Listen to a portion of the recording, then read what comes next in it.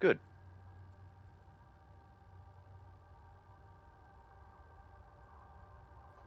Say something. Hello. Cool. I was just making sure that the Frog testicles. we're all what? Oh yeah. And then there's I said frog testicles. oh my god. Oh. I'd assume they were internal.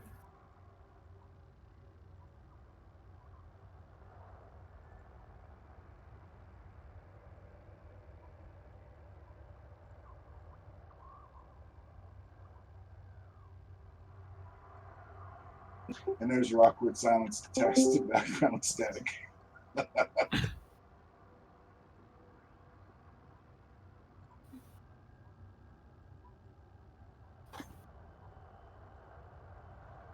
Oh, yeah, you look good there, Manor. Like it. I see that your wife got tired of your shit. Oh, she wanted to try it on. She's going to do a Skype call tomorrow because she's working from home. She's going to wear all that. Very nice. Working over Skype. Yeah, working from home.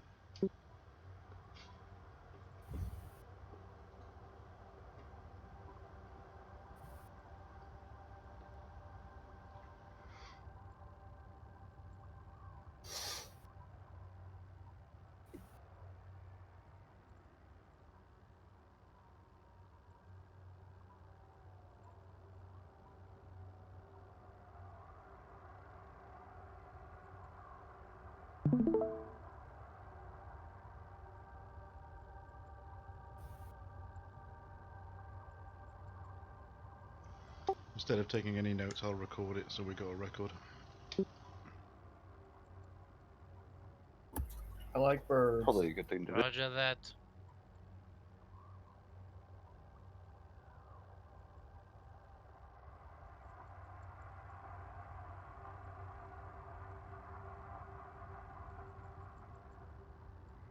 Logging into Elite right now, Warugo, to pull you into the PG at Okay.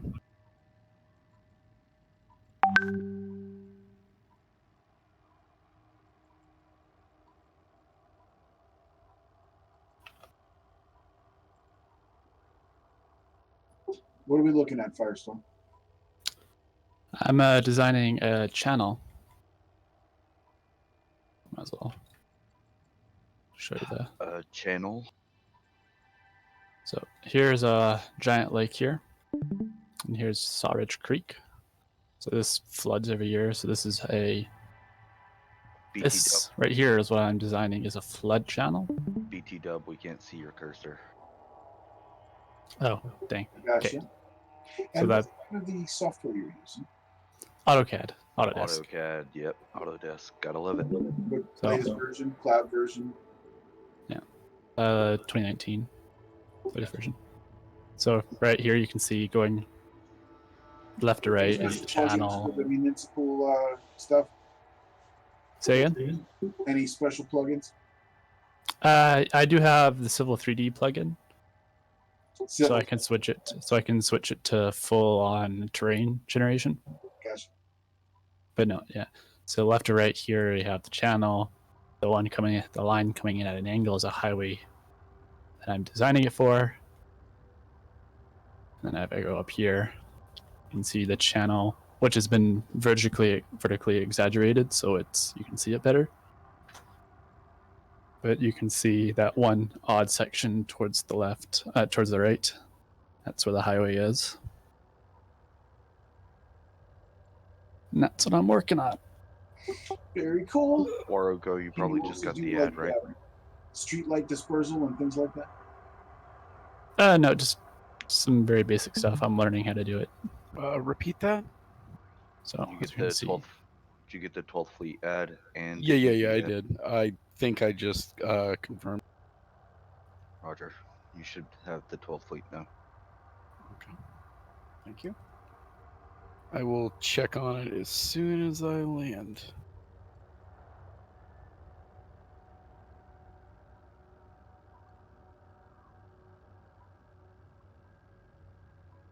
Excellent. groups. Yes. Check.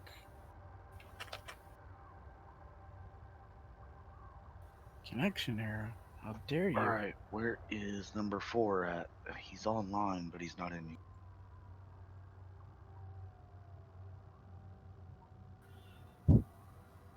Yeah, I'm good. Roger.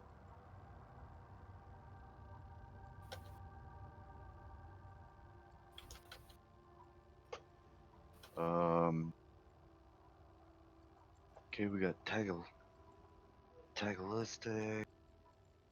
I don't Yes. foresee. No, I was just saying we have Tagalistic.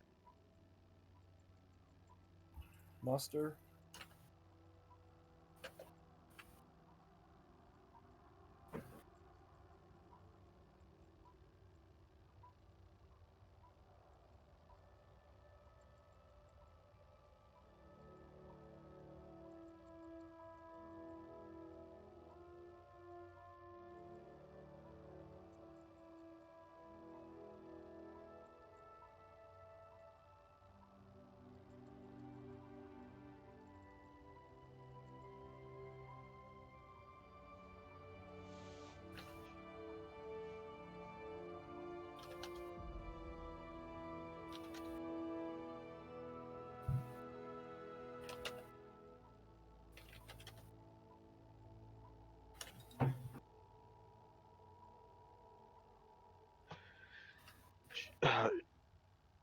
Okay, so Shed, to clear up what you seem to be missing is we are going to be having a meeting about the future of the fleet moving forward past today. Fleet carriers. We've had some people drop out. You got to move them around, make room for other people to put in their place. We haven't done a fleet meeting pretty much since we first started the fleet. It's starting, apparently the fleet's going to start picking up a lot, so I figure we have a fleet meeting, an interim fleet meeting before that happens. My question was, someone mentioned the aforementioned points, but no points were brought up yet because the meeting hasn't happened yet. Yeah, the points are actually there about the future of the fleet moving forward, and then fleet carriers. And Oh, then, so just like really vague, open-ended points. yeah, because we don't know what's Oh. gonna happen. All right, I see. Well, at least I'm still here to make it. Roger, we understand that not everybody can make it to meetings and whatnot. There's that. For the time being, can everybody in here move to push to talk? I'm gonna switch the channel to push to talk, so that way when somebody's talking, they don't have push to talk on, they don't get interrupted. Roger that.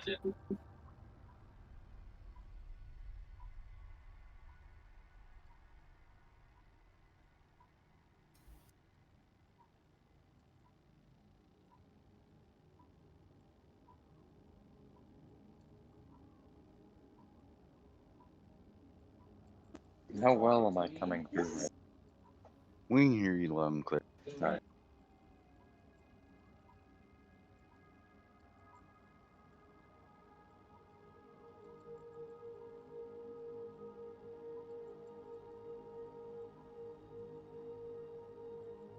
I figure I'll wait. We can wait till like 4:30 to start. To see if anybody else comes in.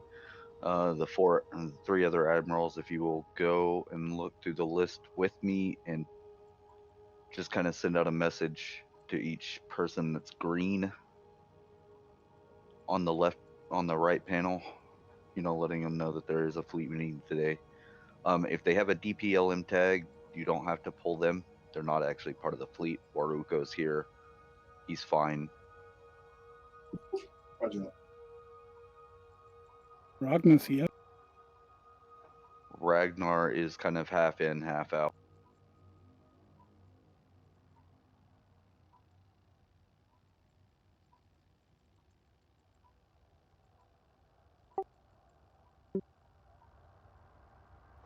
In manner, you're lighting up, but you're not. We can't. I was just about to say who's Oh, going to there do you it go. because it's only B Lake Dingle, Firestorm. What do you mean, be like Dingle Firestorm? I'm seeing Himpact is on. Apollo's in here already. Conrad's on. I think he means the people that are green but not it. Right. Yeah. That's Himpact's on. He's not here. B Lake, Dinglebutt, and the other two, I'm showing them as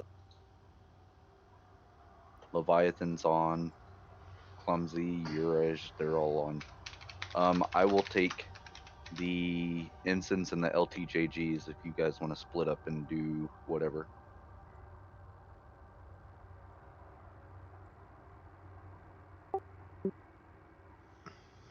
I just messaged Impact.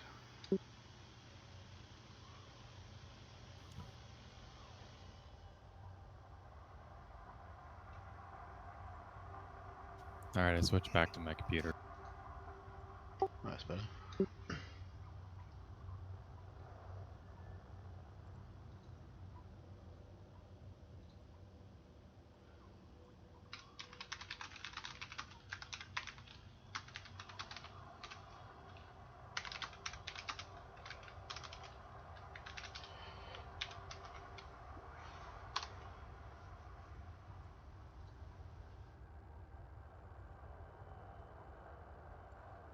Roger that.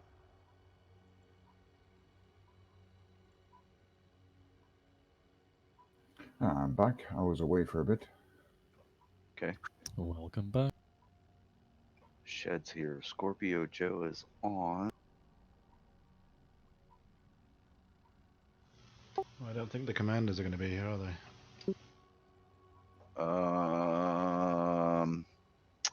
Mikey D Conrad and Micah. is technically not a commander currently.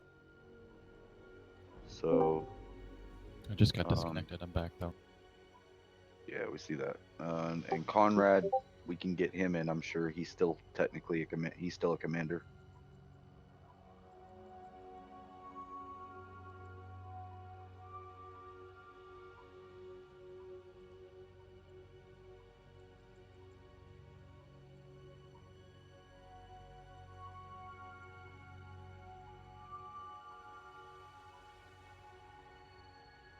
Chief, rather than send personal messages to everyone that was green, I deployed both in the squadron chat in the game, and again a reminder to everyone to the Discord. Problem is even though you do that, they're not going to read it. Okay. That's why I said send it personally to people that you see that are green. All right, I'll begin doing that now.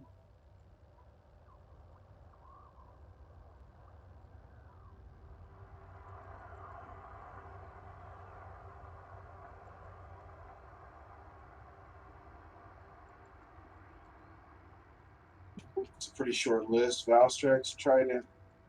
So, okay, sound off if you hear your name. Singer, Bandit, Dinglebutt, Firestorm, Singham's Yeah. in here. Goofy, Yep. Trident, Yep. Valstrex. Here.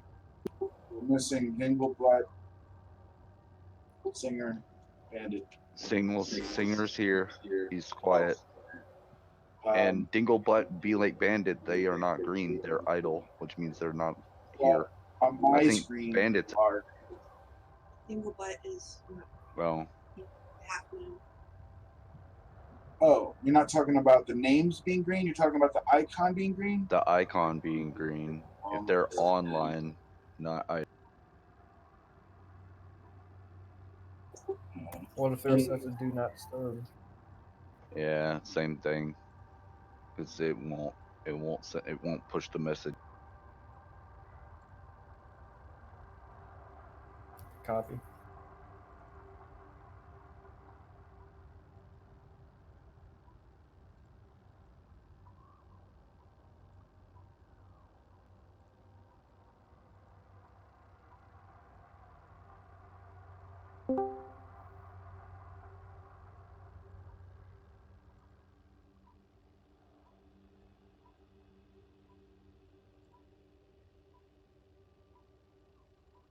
Ooh, Diamond Call.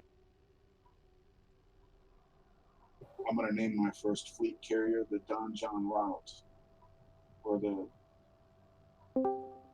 John Round Donald. I'm just going to name mine 5 billion just so we can remember when they were cheap because the price will go up. Name it the exact amount you actually spend on it. So, are you gonna update the name every time you make a monthly payment? Yeah. Keep a running total.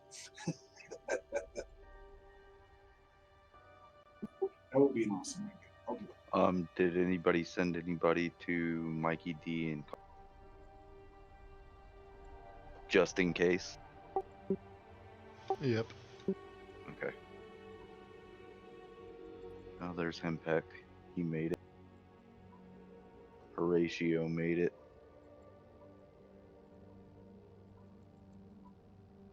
And that's pretty much all we can do, honestly. I mean, I could hot mic call to Mikey D's personal phone. No, it's fine. Okay, just checking. I bet you will. I've messaged him anyway, so if he wants to, he can. Let's see. How many commanders do I have currently? Boxer, Digital, Nagai. God, Nagai, damn it. So Digital and Boxer are pretty much the only commanders that come on.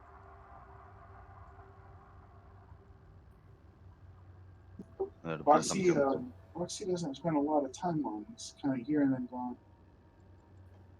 Well, he's been working quite a bit on his alt. I see him all the time. Yeah, but he's not always in his boxy. And most of today, he's been on his alt.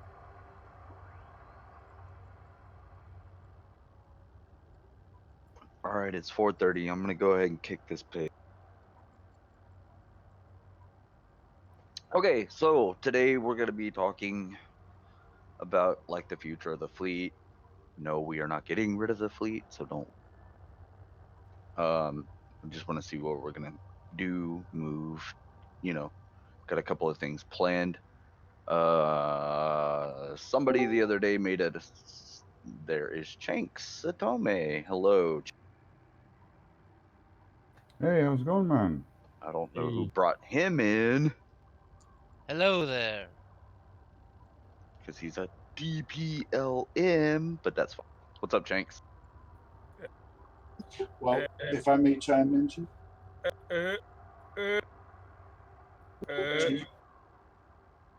Whoa, you got audio problems, dude. You're cutting out big time. I think he's doing that on purpose. Testing. Yeah, I that's think better. someone replaced your vocal cords with a Formula One engine, but aside of that, I hear No. you 5.5. Formula One engine sounds like. Oh,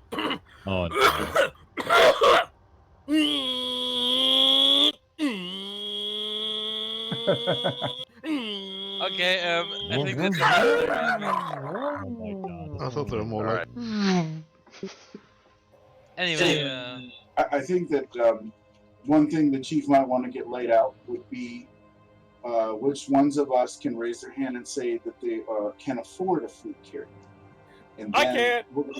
We're gonna go up from I can't. so he's got enough resources to definitely purchase one and maintain it. And then we're going to go up from there and see how many hands stay up when we say, you're going to devote your time to logging in and helping the 12th fleet.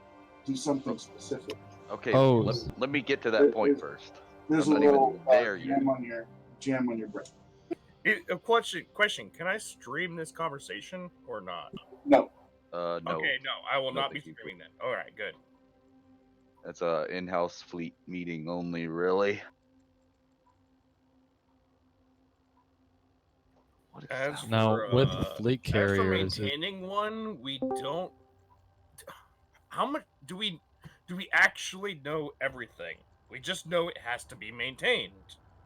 But what kind of maintenance are we kind of anticipating on a week-to-week basis? Well, the cool thing is we'll find out because the beta goes live on the 7th, so we'll have most of the answers for that after that period. is there going to be like maybe a squadron bank where we kind of deposit our own chip in and that goes to maintaining or something. I don't know. I don't know, but let me get to that point first. We're not quite to that discussion yet. Because I haven't read up much about the fleet Can you carriers. guys hear me? Yes. Okay. Let's hold off on the fleet carriers discussion at the moment. We're not there. First things I want to get out are like, where are we going to go in the fleet? So like, what from this day forward, what are we going to do to better the fleet? You know, what can we do from the captain's perspective down? What can we do to make this fleet better for you guys? You know, we need to get a clear home station laid out instead of this, you know, Ross 490 system that I've got set in place as a temp home. We need to figure out how to get a in-game faction rolling. So let's talk on those points first, and then we'll go into the fleet carriers, because there's a lot of speculation on those still at the moment. And I would like to hear from everybody on the fleet thing first. So, number one on the topic on the fleets, what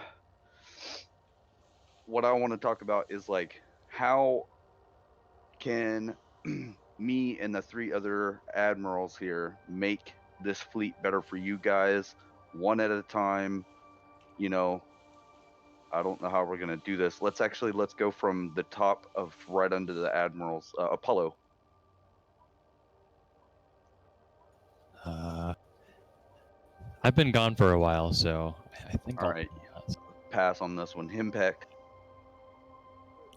Same. I've been out for 2 months. Just waiting to see what's going on with the fleet carriers. Okay. The DPLMs, technically y'all aren't quite part of the fleet. However, Ragnar, you spend a lot of time here. I want to hear your input, but I will get to you right after the rest of the guys here. Cool, no problem. Tagalistic, you're a new guy. What do you feel? What do you think about the fleet thus far? And what would you change if you could?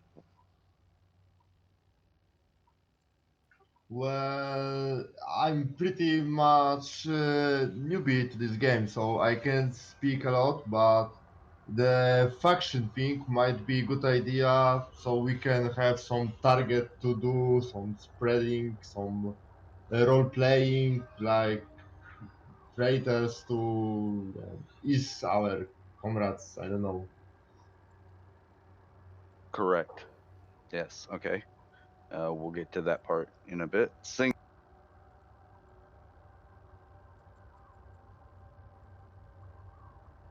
All right, moving along. Fire. Can I say something more? Yeah, go ahead. I'm really glad for the help that top guys are giving here in fleet, so that's for the plus. Goofy's helped me with some material gathering in Dove's Hope and others. Bookmarks, fleet bookmarks are pretty much great. So that's. Well, thank you for that, Tag. We that is technically what the 12th Fleet is here for, is to help people who don't really know the game well to be more familiar and more comfortable with playing in groups and possibly even by themselves. Definitely be more confident in what you're doing in the game. Thank you for that. Singer, I saw you light up a couple of times. Are you back? Yeah, I'm back. Okay. What's your input there? I think the Discord's a good setup. I think it's very helpful. It's busy, so no issues there. Yeah, I think some sort of faction, BGS, a little bit more BGS, just to fill in the blank periods. So we've had kind of a bit of a weird old period where everybody's just mining, getting their credits together for the fleet carriers. I don't think fleet carriers are going to be everything, so it would be nice to have some other bits and pieces to be getting on with, not just combat, maybe trade, missions, things like that, that, you know, you can go on for a few hours and just sort of work away at. Right. Right. Firestorm, you've been away for a little bit, but do you have any? Yeah, just same as the other ones, having a goal. In terms of having a system or a place to put our faction, I was thinking somewhere around the starting systems, because technically we are a fleet that helps newbies. So being the first people you see coming out of that starting system would probably be something really grateful for some of those people. Just having quick access to us, being pointed in our direction immediately. So maybe setting up some sort of base or faction out there. All right. It's a very, very good suggestion, actually. Who's next?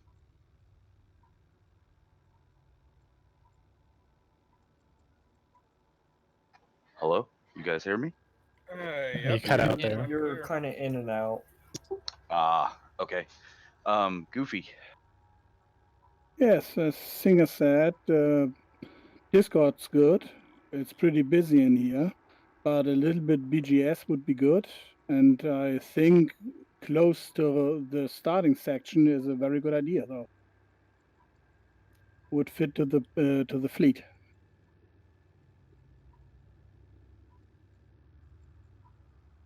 Hold on, I'm writing something down real quick.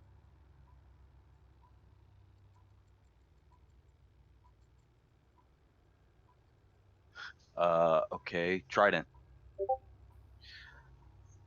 I think what everyone said already is fantastic ideas. What I think I can add to that is that the most fun I usually have with 12 Fleas when we have these organized events, you know, when we did the map room or we went to the Planet from Hell. So perhaps maybe having some sort of maybe once a week or once every other week scheduled kind of 12 Fleet event where we announce it and then we all meet up and do something crazy. Yes, I really like that idea, and I did underline that one 3 times just now on my page here. I'm kind of writing in like hard points. Valstrax. Well, so far the suggestions have been very great. I would agree with that. Though I would also want to add something, as basically, as it stands now, no one really knows us. And that's something that we need to address, as basically if we want to help new players, we need to get our names out that we are what's the word, a first station for those, that they can go to us to get help with, to get their bearings. And as such, I would basically what I would suggest is that we look for more allies, for more other player factions, like for example the Explorers of Nabudis, with whom we by now have what's the word, created a very friendly standing, as we help them in their quest to get into Dove's Hope. So I guess we should continue to do that and try to seek out other player factions who have similar goals, or as soon as we have our own player minor faction are close to us with whom we can organize and basically enhance our efforts in that way to aid new players into the game. Very good, Valstrax. Leviathan. Yeah, great recommendations. One thing that I've noticed when I look at the top 4 admirals is we've kind of got an admiral in each time zone, and I think it would be kind of beneficial to maybe say pick an activity in each of your time zones and kind of come up with a running list of something to do. One of the difficulties that I find interacting with the 12th Fleet is being so far out west. So most of the people are off the grid by the time I typically get up and get running.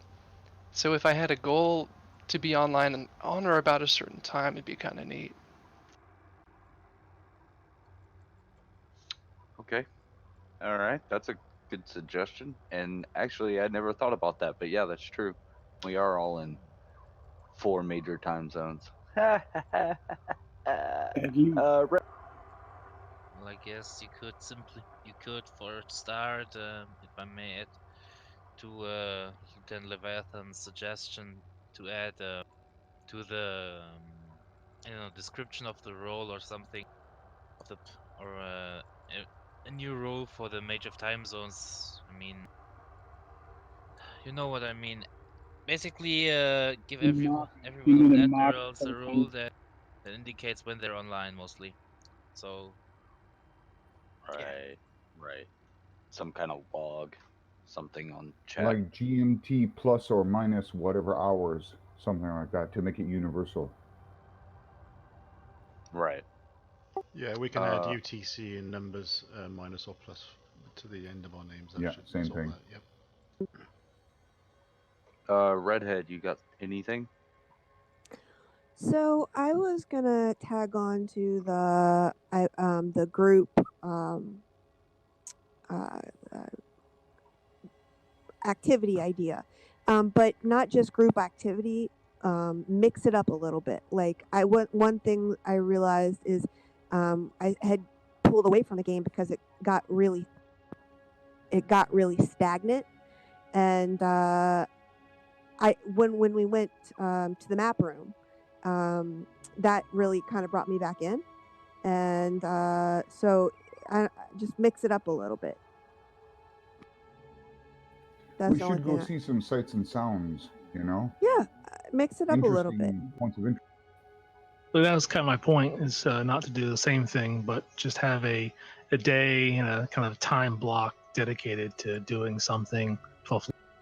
if I may add to that, since multi-crew is a thing for Horizons players, and we have a good amount of explorers actually out there exploring the Black, I think it would be quite the interesting idea to basically let new players multi-crew with those commanders to basically show them what the galaxy has to offer once in a while, so they get hooked themselves on what's out there to explore and see. That can I say? I know I'm not really active or in here, but as an explorer and as someone who's actually sat in other people's seats, that is the best way to get people excited about what's out there in the galaxy. Is actually having an active multi-crew role in a Discord where you can say, I want to let people sit in my chair when I'm online. Hey, I'm here. If you see me out there, send me a DM, and I'll let you sit in my seat and see what I see. And that got me into exploring, and I've seen that I've had people sit in my seats and gotten them excited about exploring too. Yeah, it's a really good idea. I agree wholeheartedly. Something I want to tag on, not just sitting in the seat, actually taking them out there. I started playing just before Distant Worlds 2, and I actually went out in Distant Worlds 2, which is how I met all you guys. But that's what got me so intrigued about certain niche things about exploring, which is why I'm out in the core right now, trying to find the things that I like. So taking these new players out of the bubble to explore these neat little things would also be a good option. Like we send expeditions out, essentially. Right. If I might add briefly to that, to kind of kill two birds with one stone, I think that's a great idea. Perhaps the fleet, or at least a portion of the fleet, should put together some official expedition that we can then post on, EDSM and Inara, that not only will allow us to advertise ourselves to the wider Elite Dangerous community, but also create a platform and a place to kind of highlight that, and also to post times and ships, and to both draw in new players and allow players we do have a place to go and explore out in the Black, especially because there are so many of us in the 12th Fleet that just spend all their time out in middle of nowhere. That's a very good idea. Roger that. Yeah, got that. could organize that with basically in 2 steps. With maybe a week before it starts, we put an announcement that we're preparing the people to go out there and basically have the new players come into the Discord and basically teach them how to get the Guardian booster, how to engineer their FSD, how to make a ship that jumps really good. Yeah, that's actually something I was going to suggest, but I was going to wait till you got to the point of discussing fleet carriers. So. Well, I mean, that's a good idea, Valtrax, and I guess that's something you can put in the description of any official EDSM or Nara expedition. Is that we're going to be meeting Friday 2 weeks beforehand or whatever we decide for any players that want help with that. And Noxie could also in that description have our Discord so people can come in. We can encourage them through the description to come in and talk to us, see us. We can kind of vet them and then help them get to the point where they can come with us, which it wouldn't take any of us really long to help any new person get to the point where they can have a DBX that can jump 30 plus light years to travel with us. Well, on that note, there were 2 plans I was going to put forward. There were going to be 3 options for the 5,000 light years, because obviously new players need to do that. So we're going to have 3 interesting things to look at on that. Yeah. Hold on a second. I'm going to get to you 3 right after the rest of these. Oh no, I was just saying that because it was relevant for what he was saying just now. Roger that. Cool. Paper, what's up, buddy?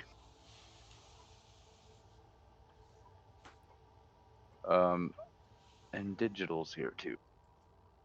Okay, I'll swing back to them. Yuresh.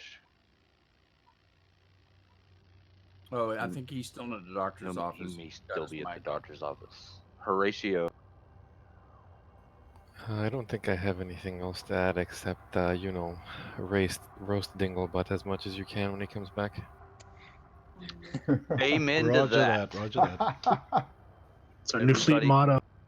Yeah.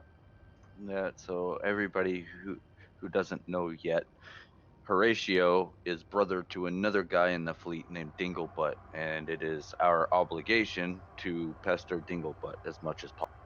Okay. Roger that. Affirmative. Preparing a roast. Nightseeker. Yeah. Hello, folks. Anything I would have came up with has already been brought up. Varied events, different time zones, expeditions, anything like that. I've got plenty of different types of ships. I can show people around or just take them into the core and show them some interesting sights. Yeah, pretty much anything I had was covered. Roger that. Dr. D, you're hot micing. I'm actually going to get to him right now. Dr. Digital, you weren't here currently when I started this discussion. What this discussion is what could you possibly see or yourself do to make the fleet better or change or fix? I've actually been listening for almost the whole time, and honestly, I can't think of anything additionally to add than other people have already suggested. I think the point that Leviathan brought up about different time zones, that is something to consider, if that's possible, that people can accommodate in some way, because he's all the way out there all by himself in West Coast. Can I throw my 2 cents in real quick? Where are you? Oh, are you Raj?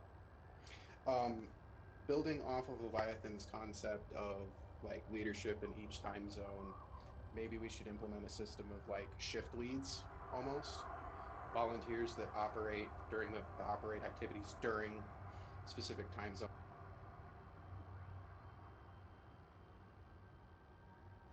Hold on. So everyone in the fleet has a chance to participate. I did have one side question as well when the floor opens up. And then the next thing that I thought of is building off of what I forgot who was saying with the activities and posting them on the major forums. Also posting like a fleet calendar, like on like Google Calendar or something, where it shows like who's doing what at general what time, so that people can also coordinate with the general times that other players are. There is only one caveat to that. You have to maintain a certain level of OPSEC, otherwise you're going to get gankers. Guaranteed. Just remember. Yeah. Yep. Yeah. That's If you almost advertise, if you advertise too much, you're gonna damn well you're gonna attract some bad boys. So maybe it's within. It would strictly be left within the fleet. I'm Well, I suggesting. mean, we may, but Or we could do as two. everybody knows here, we have our own PG. Yeah, there's insulation for that because we have a PG. We're always That's so it's good, not yeah. really about, you have a point, Ragnar, if we play it open, but we. I was going to say, and then the converse to that is maybe we could bait them into showing up and have some fun killing them. Yeah. Gang up on them. Well, We you always- know, the Good, like small group, and there's surprise, there's 50 of us there. question We of al- anti-ganking. We already I have will some be alliances back with Spear shortly. Network, so that Be could. right back. Okay, Val. Go ahead, Chief. We Isn't that small ship another exploration starting in April or May? Another big trip? I don't know, man. I'm still on Pegasus run, so. Perseus launched a couple months ago, and we're still, a third of the way through it, going around the galaxy. That's not 12th Fleet anyway. But I'm just waiting until you get to fleet. I'm waiting until you get to fleet carriers because I have comments and ideas, and I gotta wait till you get to the big stuff before I can actually say anything of any substance. Unfortunately. Yeah, let's give Shed a chance. He's the last one. I don't really have much to say myself. I did just want to emphasize what Redhead said about the fleet events and also relating to, falling out of the game because things have gotten, I guess, stagnant, I think is the word she used. I'd also like to emphasize the idea of just time zone rules. I do think that would be very useful for a lot of people, like say if you want to group up. And I think this is more of a personal preference, but I don't feel like the text channels get enough love because I'm not really a fan of voice channels or voice talking all the time. So but when I do try to use the text channels, it kind of goes under the radar, if you know what I mean. Yeah, and we've noticed that through the whole thing. I'm not a big texter. I'm not a big messenger at all. Yeah, and I think one of the I think why I wanted to add that I think that's personal preference is because the type of the game that this is. Because I know a few people in the server have like a HOTAS set, and they don't always have a keyboard to type something out, or just generally don't really use keyboards for the game. So I think it's just a personal preference thing for me.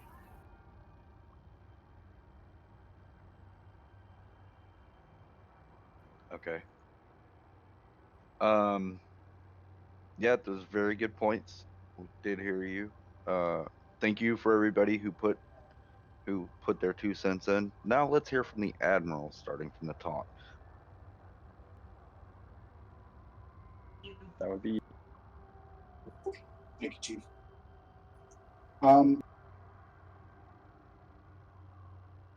I've heard some good suggestions, and I did actually take some notes. I did a little bit of research before we started this to try to figure out what we can expect from fleet carriers. Whoever said there's a lot of what ifs, they're right. There still is.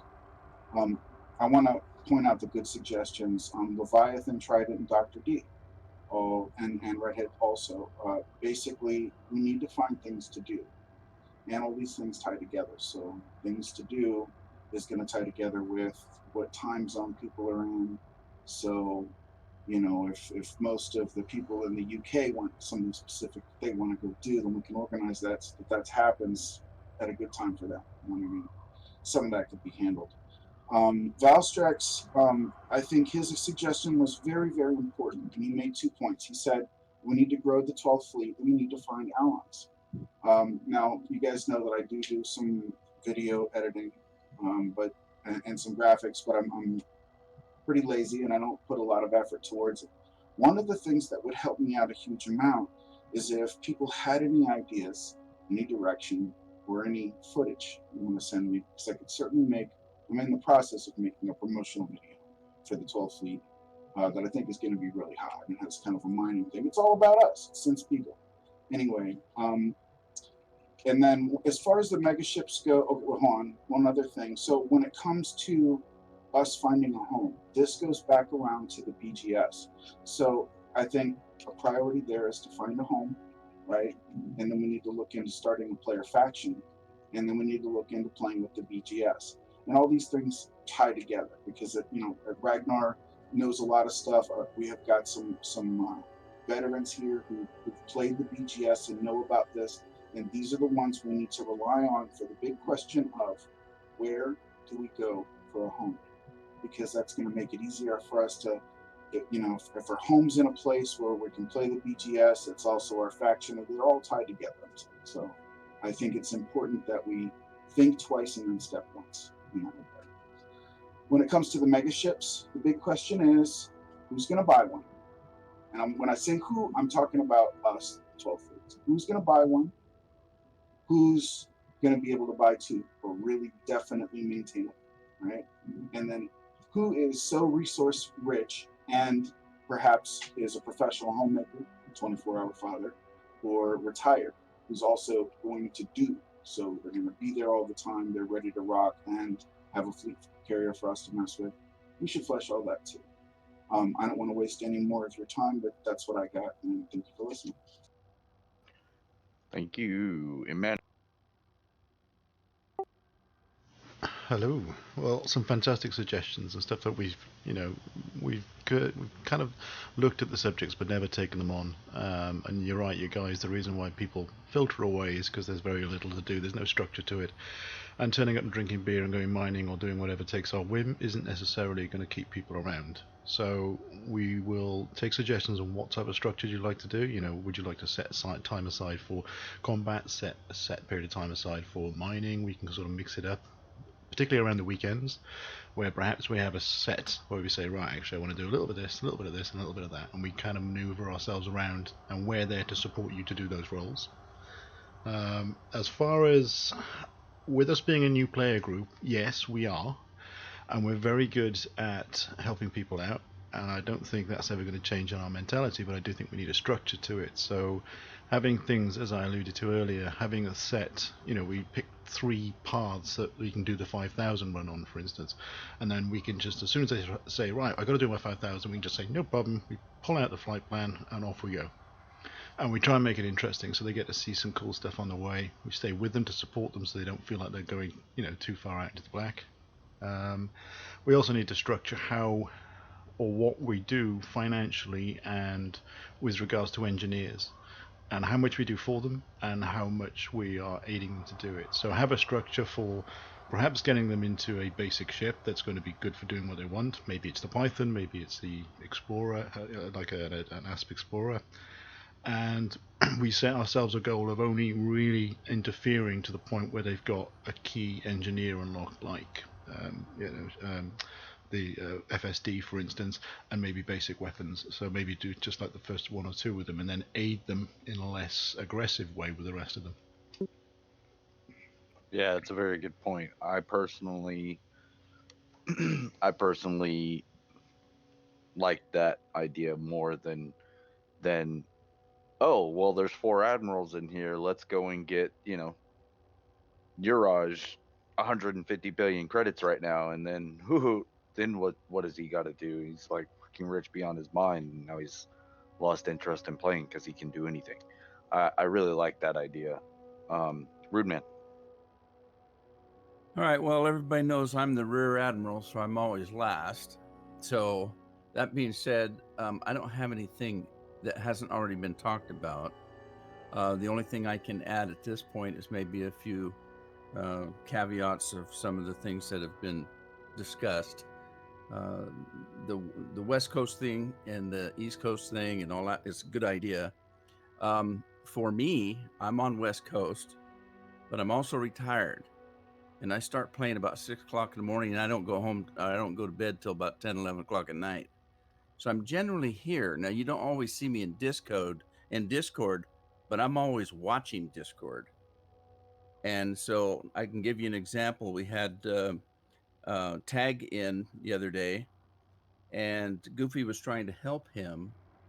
And so although I wasn't in the game and I wasn't in Discord, I did see that they were having an issue, and I went in and got him in the private group so they could link up. So I'm here, even though you may not always see me here. I was an alpha and a beta tester of this game. I'm a founder. I've been playing it since day one. I've got 6 accounts. If you're talking about those multiplayer things, I'm sending one of my accounts out to Colonia. I'm going to send another one to Sag A. They'll be permanently stationed there with medic ships. So if anybody's out there, I've got a medic ship close to somebody. And all the other ideas are very good. I really don't have anything to add to them. Oh, one thing. We have to remember the thing that you were talking about, having events and things like that. Don't forget, that's how we all met. And yeah, we still talk about the good times we had on Distant Worlds, and it doesn't have to be an event that big.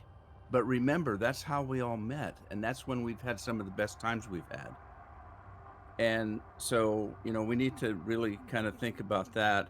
And we didn't know each other when we started. So if the idea that was posed earlier about having say a shorter maybe adventure out in space, look at the possibilities of getting new people that like what we do together, that maybe are joining and they don't know the 12th Fleet, but they want to go on that trip.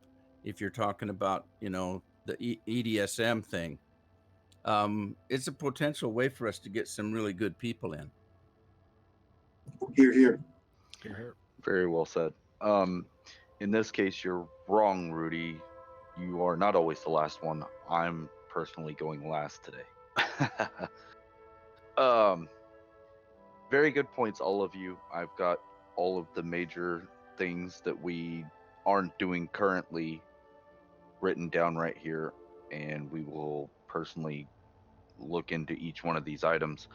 How I personally think the fleet needs to change, I'm with all of you guys. I was out for like a month and a half, give or take, because the game just got kind of stagnant for me, going out and making mining runs every day and whatever, and then the fleet carriers being pushed back kind of disheartened me a little bit, and I just said, I'm kind of tired of the game.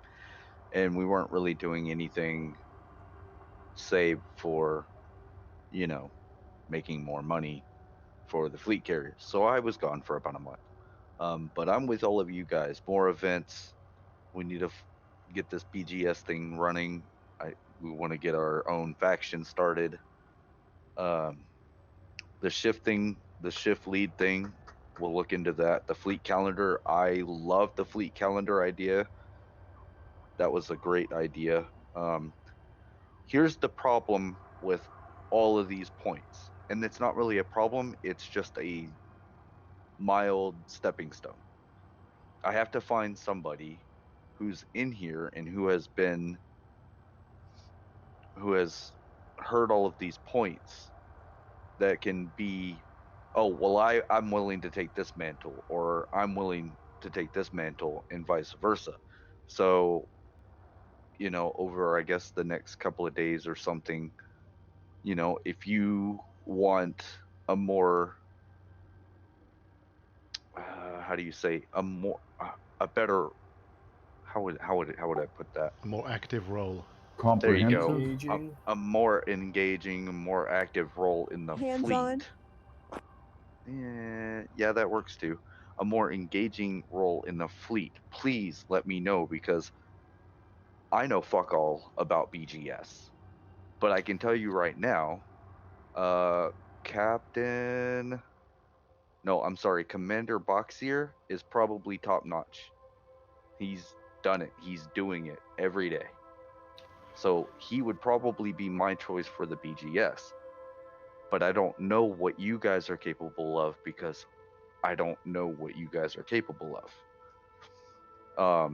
So if you want a more active role in what we are doing, please send me a DM, message me, find some way of saying, hey, fuckhead, I want to do this. Can I do this?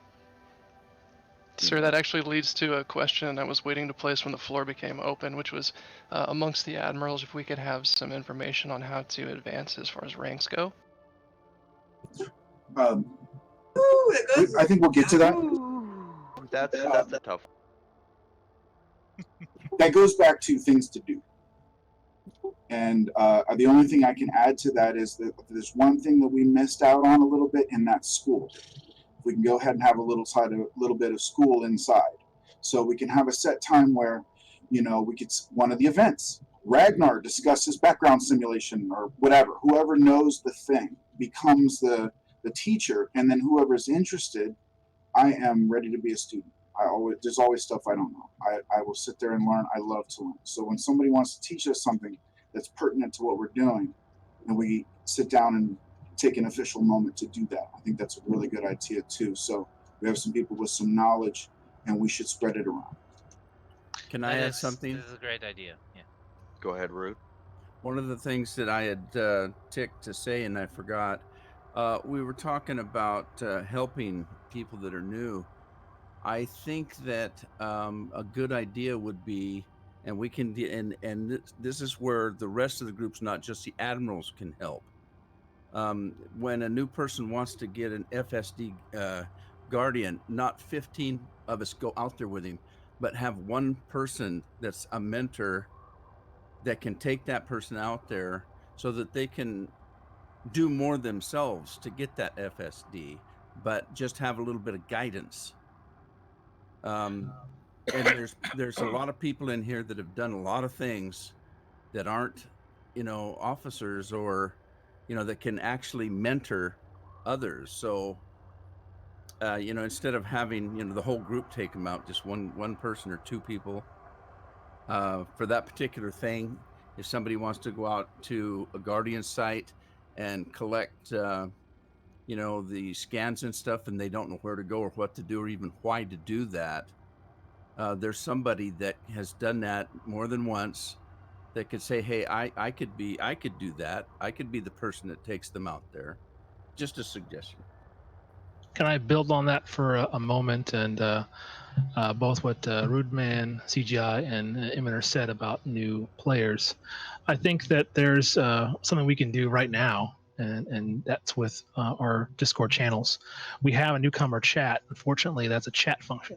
I know on Discord you can create kind of a lock chat where you limit who can post in there and post and pin various things that new players are going to want. For example, ship builds. So instead of us having taken them through a ship build, step by step, have several ship builds that are really good for new players, kind of set up so they can pop into Coriolis, links to the various websites that all players utilize, and then be an announcement, kind of explaining our philosophy and something to the effect of, hey, if you're interested and want help, jump into the chat.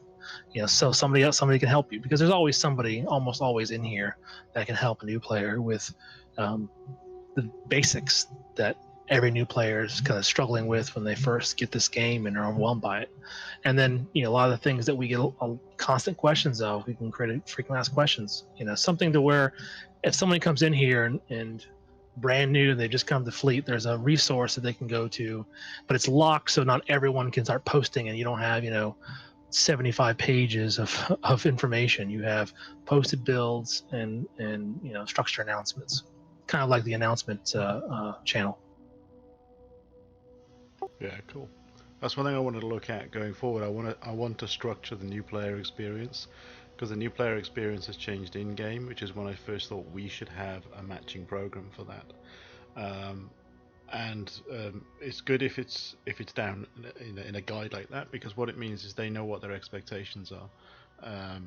They know they won't come in here and just suddenly make a billion credits and then get to leave and go and do whatever they want to do. It'll be a structure to get them involved, and then their involvement by its interaction will automatically bring about all the money and the bits and the exploration and the cash and the ships. Yeah, and of course, it gives them a guide to follow when we're not in here. If they have to wait for someone to be in the chat to help them, that kind of robs them of some of that new player experience that we all had before we joined. That's something that I think Imener. I'm sorry. I That's know I'm fine. only DPLM. I know I'm just a visitor. You carry on. Imener made a great point. And I'm saying this as a teacher. You can't hold their hand. You have to show them the way, and then let them walk on their own. And that's not accomplished by basically saying, "Hey, I'm gonna take you to the Guardian site, and I'm gonna give you all the Guardian stuff, and then I'm gonna take you to the Thargoid site, so I'm gonna give you all the Thargoid stuff." And this is my idea for your fleet carriers: is you might place a fleet carrier 500 600 light years east of the bubble, out near the Guardian sites, and say, "Hey, we're gonna tell you that here's where the Guardian sites are. We're gonna show you how it's done, and then good luck. And if you need help, there's a fleet carrier there, and if you're not busy, you can help support that fleet carrier. If you want to go out exploring, there's a fleet carrier out near Bubble Nebula. It's 6,000 light years west. We're going to show you how to get out there, but then you figure it out on your own. And once you're out there, maybe you help that fleet carrier out."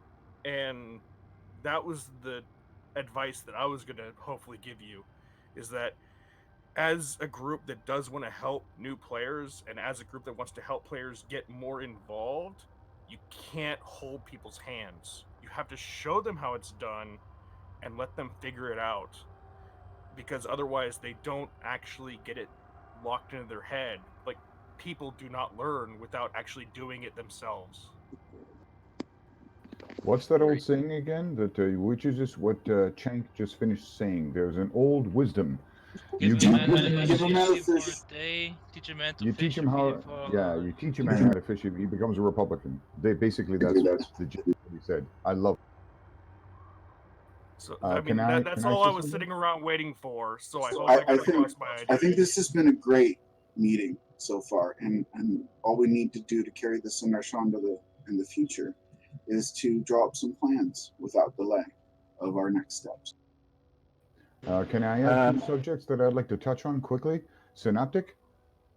2 subjects. One is advertising for the 12th Fleet.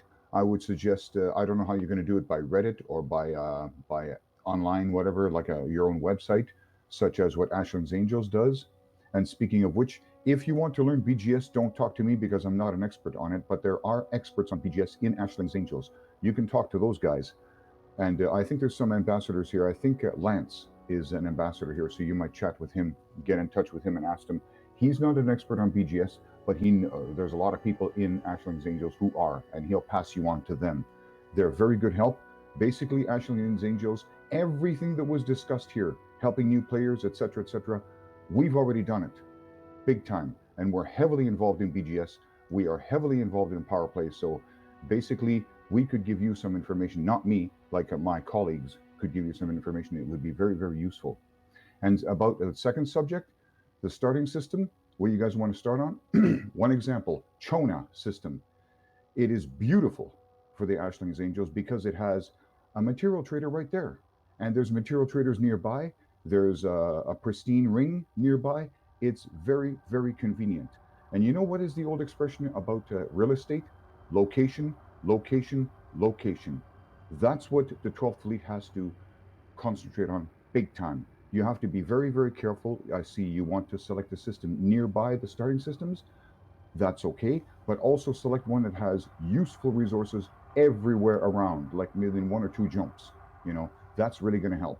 If you have a system that's poor, you're going to just be screwing yourselves.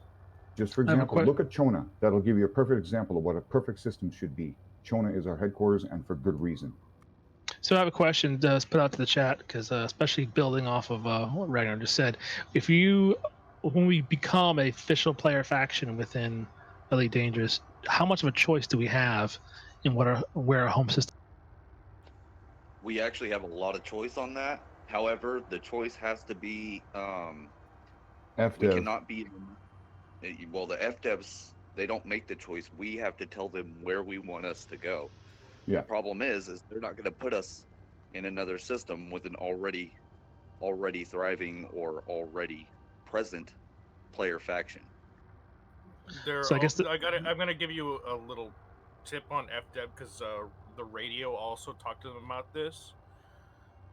You're gonna have to be careful about systems that are frequently in conflict between NPCs.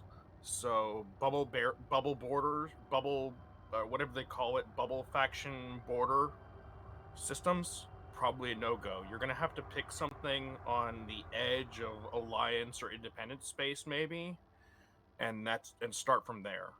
That's just what I know from me and Michael and Nagi talking with them about things. What Cenk just said is very, very telling. I'd like to expand on what Cenk just finished saying. One time, way back during the Dangerous Games, we had to get just an example of how an economy can be screwed up. We had to get Gilia signature weapons. That's a rare item from Gilia system, and we had to transport them to another system. But there was a civil war, or I forget if it was a civil war or a war that happened next door, exactly as Cenk just finished describing. It totally bollocksed the economy of the systems next to it. And we were pissed off. So that's exactly what Cenk is talking about. We have to be very careful, because if there's a civil war nearby, it'll screw up the economy. And Ashling's Angels, they can explain BGS like fortification and preparation is very important. Because if you fortify a system, and once you get past a certain point, bam, there's a trigger that's reached, and then all of a sudden your costs to maintain that system get chopped in half. That's how it works. You'd have to talk to the BGS guys at Ashling's Angels for that. But, those kinds of machinations are what going on. And of course, you're going to have assholes to fuck you up under the table. Rival factions, go figure. So you have to watch out for that too. So it sounds like we should get a hold of the BGS experts before we make a decision on what systems we want to potentially submit for our. I would suggest that Synaptic chat with what's his name, Lance, and he will get him in touch with the BGS guys, usually a Bitter Whaler, Root Mellow, and all the other guys who are expert at power play and BGS. They can give us some pointers. Yeah. And they There can is a allies. Discord. There is a special Discord which is specialized on BGS too. They have a lot of advice in their text channels and stuff. What's it called? BGS. BGS. Yeah, EDBGS. Okay. Do you have the link? I am actually in. What about with Terra X? Yeah, me too. I'm in that Discord too. We have a special advisor from Terra X. You all know him. He's one of our admirals here. I'm sure they've got a lot of good things that they can do for us and help on the BGS side of things as well. Yeah, I'm sure that can be done. But yeah, so all great points. I don't, want to dismiss. I am trying to get this fleet meeting to not last a whole long time. So, this very great talking points. This is all recorded, so me and the other 3 admirals will go through this and sit down at a roundtable discussion and see what we can get pinned out and ironed out and whatnot. So let's move along on that. Couple of things that I'd like to note is if you guys look here in the chat, you will notice that I've added 3 more divisions. And those divisions are the PC, the Xbox, and PlayStation divisions. We have currently 1 Xbox player who can't really be in the 12th Fleet, but our 4th in command has an Xbox account and is going to be pushing a 12th Fleet over onto the Xbox side. PlayStation side, correct? Yes. Okay, PlayStation side. So we're going to be expanding into consoles as well, apparently, pretty soon. Thank God for that. So hopefully we'll get a lot more players there as well. So there's even more possibilities of growth. However, these people, won't get a lot of help because all of us, we're all PC Master Race. Thank God. But anyway, yeah, I just wanted to let you guys know that that's a thing that's going to be happening pretty soon. Also, well, what else? There was something else I had on my mind just then, and I totally forgot. Anybody have any thoughts on that? On the Xbox, PC? Anybody put any input there? I can say, being on the Perseus expedition, it's actually perfectly natural and normal to expand and include people, because our data is all shared. So even though we're not flying together, we can all see the same stuff. We can all visit the same things. Something somebody else discovers can be something that everybody else in the group can enjoy, and it's actually really awesome that somebody on Xbox can be like, "Hey, here's a thing," and then somebody on PlayStation can go see it, and they're like, "Yeah, confirmed, this is a thing," and then everybody on PC goes and visit, and it becomes a POI. Totally, as somebody who's not in flying with you guys, absolute thumbs up for that. There's another thing to consider about the other consoles like PlayStation 4 and Xbox and whatnot. Actions that occur on those platforms, they do affect the game just as much as PC actions. So if we have friends helping us out there, that's an advantage. If we have enemies helping us out there, we can't do fuck all about it unless we have friends there to combat them. You know what I mean? That happens all the time. That happens with Asheron's Angels all the time. We're getting assholes from private, solo, etc., Xbox and whatnot, because we go into open. We do most of our stuff in open, and where the hell is everybody? Either we're not instancing or there's nobody there. It's one of the two. Or they're on another platform. Because we're not seeing anybody. It's very frustrating. To add to that point, since we do have allies on the Xbox side with the Explorers of the Buddhist, I could ask them for advice on that side, or maybe that they could, if they wanted to, push a couple new players to us, if it's okay with them. Sure.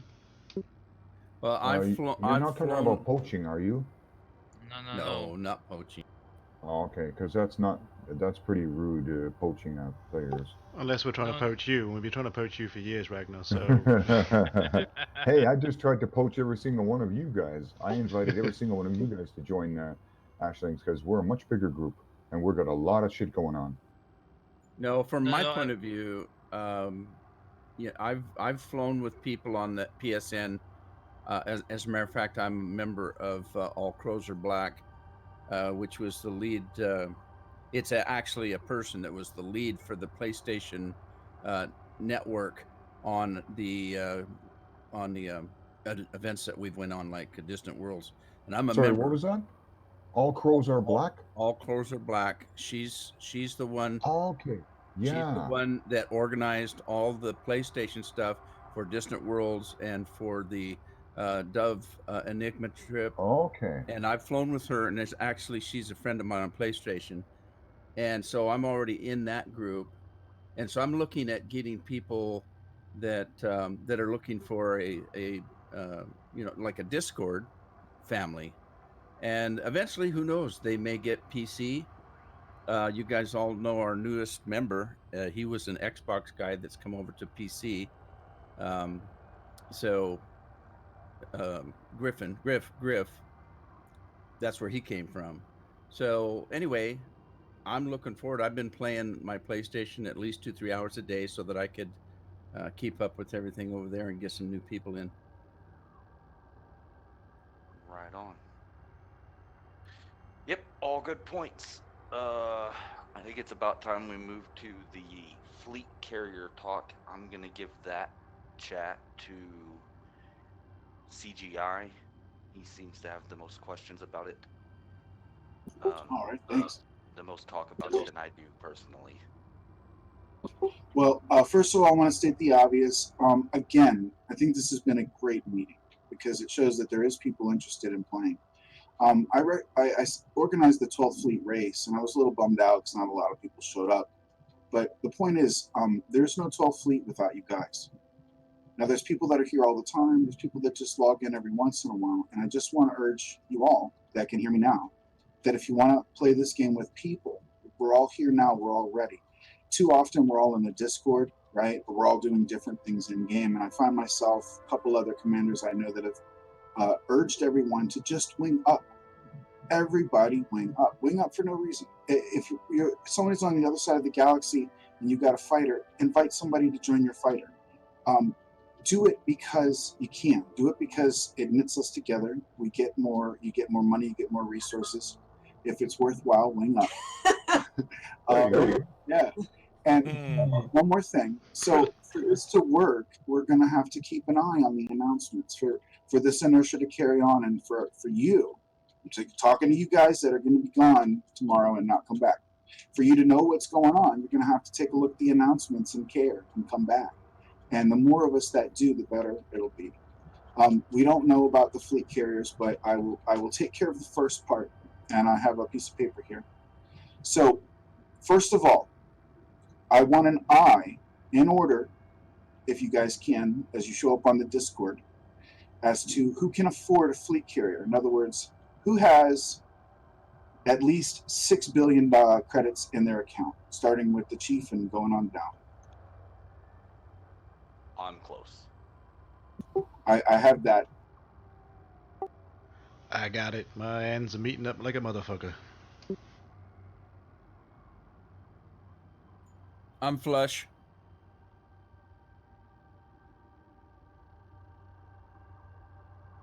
And back. Good. Got it. Dr. D. Dr. Digital. AFK. Well, Chank and Ragnar, you guys are diplomats, but Ragnar, you're here often enough. Can you float a fleet carrier? Oh, definitely. At least 3 times over. I've got, yeah, I'm still ambassador from the radio, I guess. But yeah, I can buy, if the numbers are right, I can buy at least 2 fleet carriers and run them both. Not that I plan to, but yeah. Oh, sorry. I said 3. I meant buy 3, and that's it. I won't be able to do nothing with them. I'll have to make more money in order to outfit them. Go figure.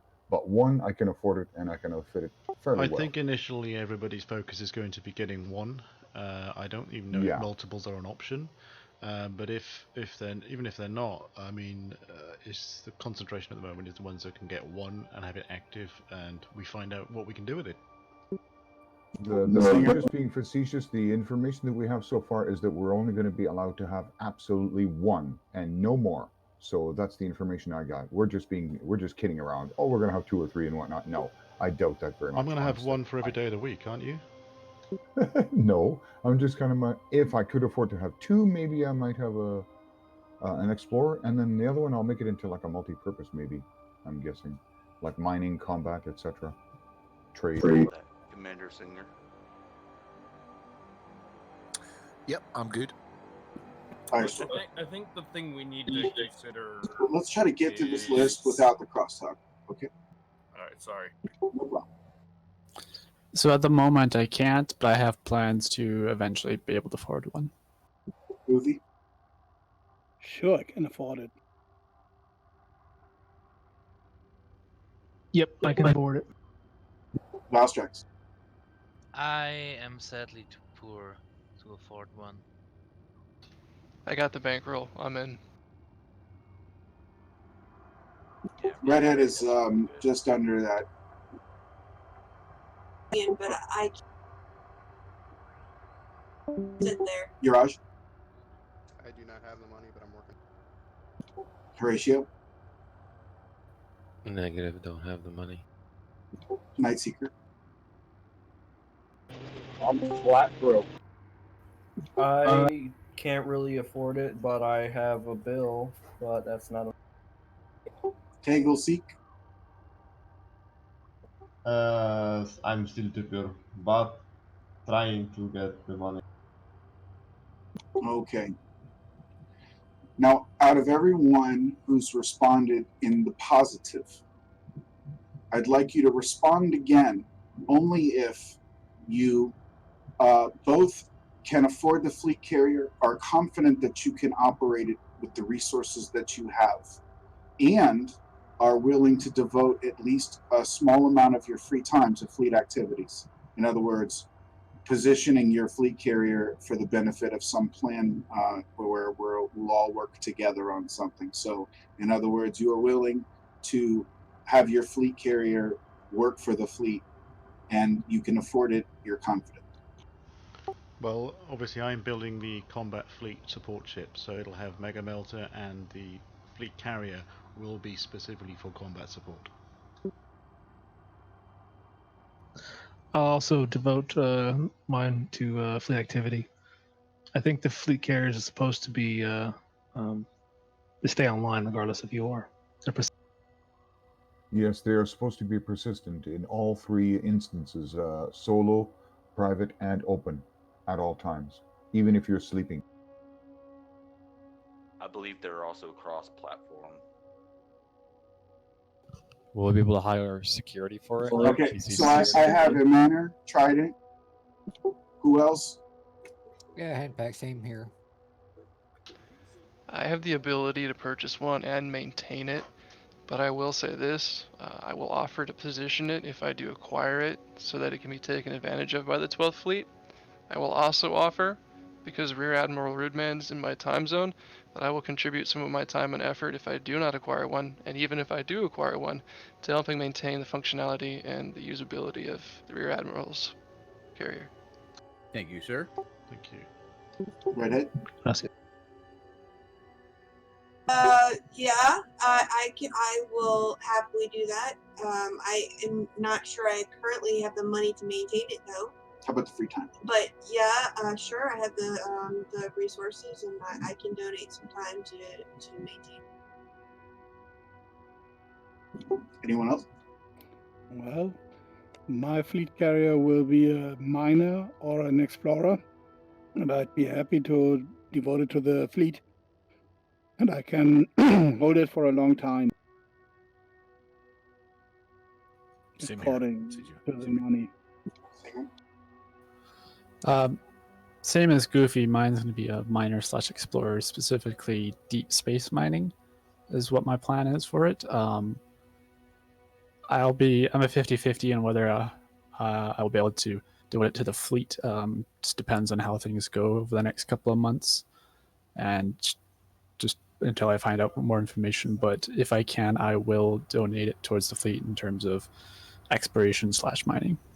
Now, just to be clear, I'm asking for partial fleet devotion, not total fleet devotion for your fleet. At least partial. Okay, Broodman?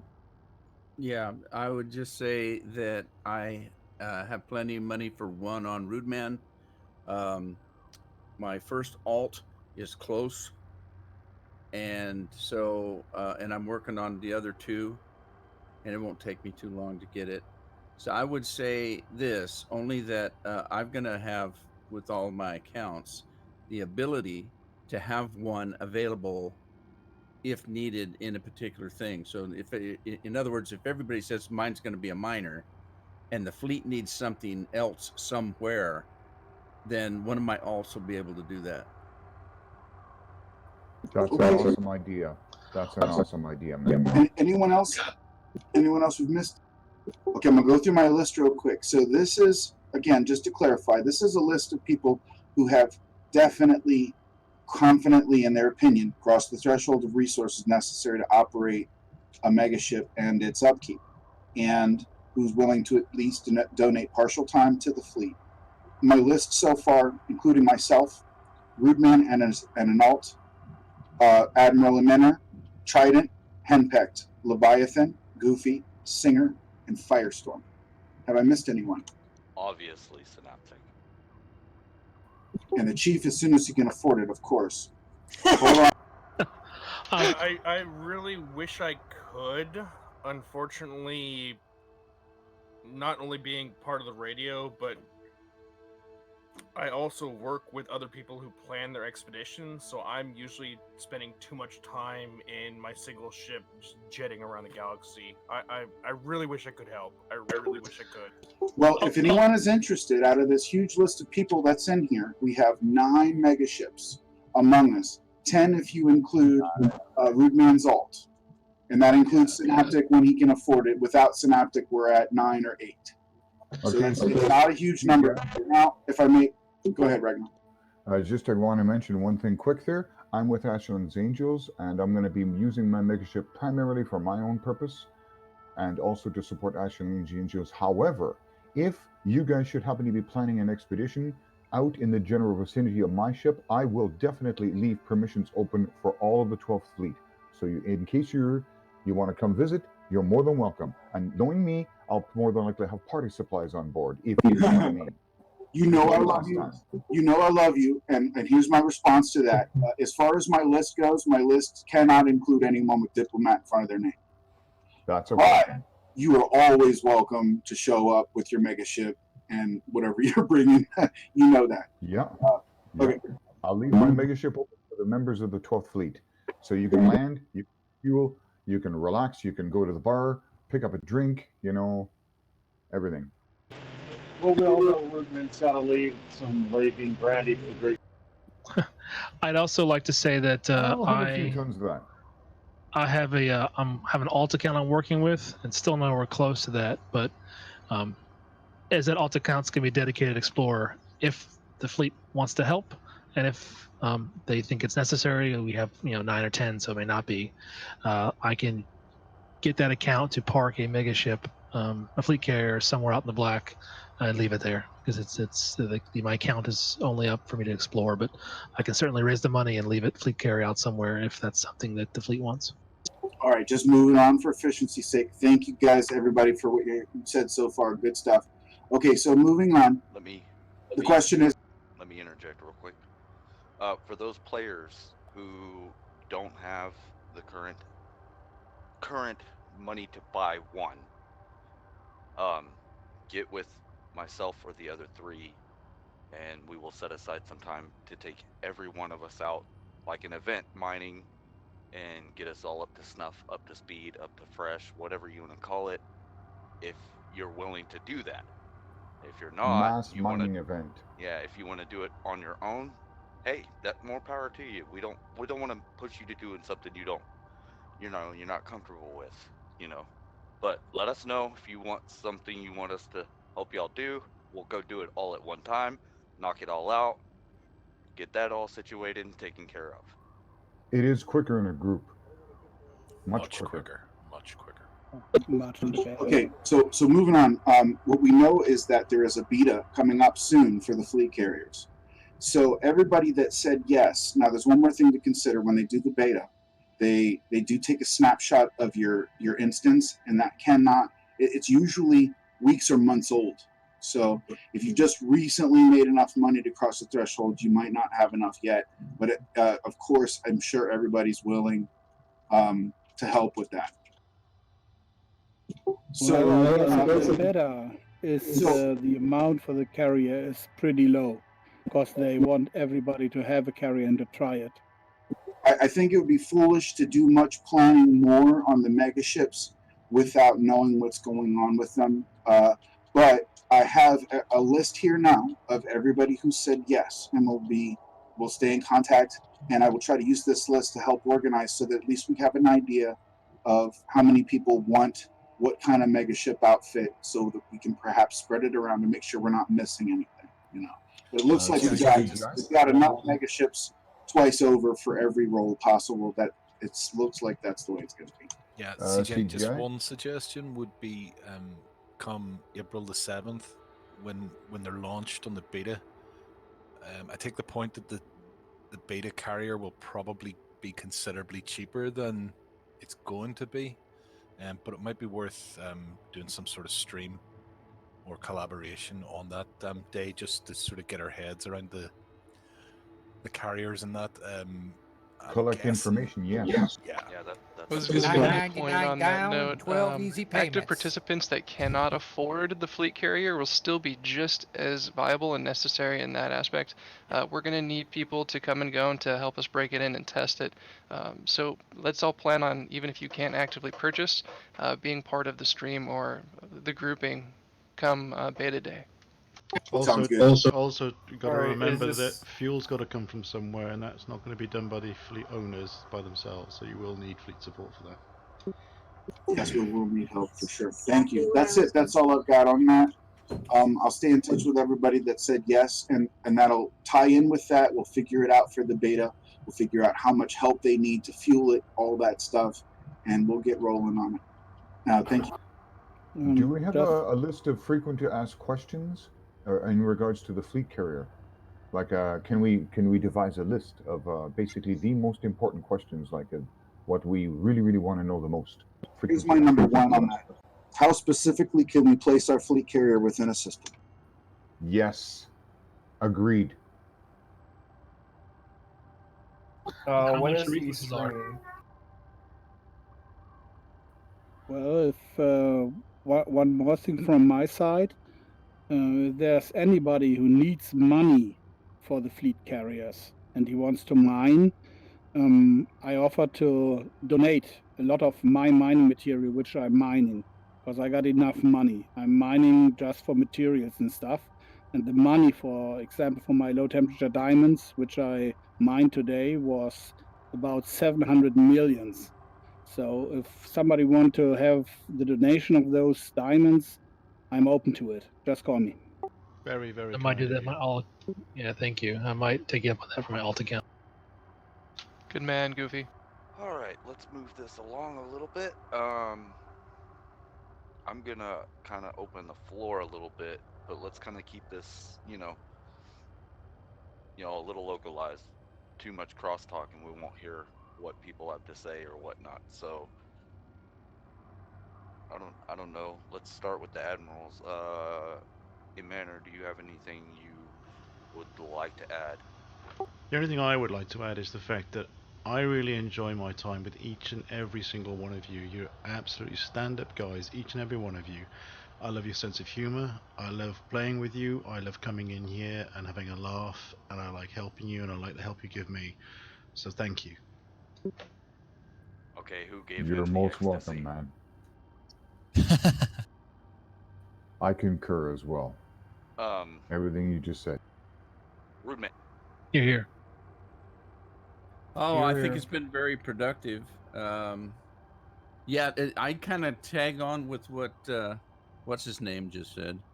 I know that I'm kind of a grumpy old fart, but I still have fun with you guys, and I appreciate it. I'm a hermit. You heard me say that I've been on this game from the start. The first time I played with anybody on this game, other than myself, was with you guys on the trip that we made for Distant Worlds.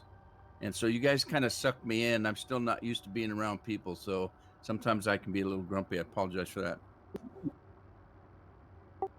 Said by the You're sweetest not the man we've only ever one. met. Eminer causes that. Yes. Apollo. Yes. Any random thing you'd like to add to the Not particularly. Banana. impact? Nah, but I heard they were offering 12 easy payments. Ooh, ought to be fun.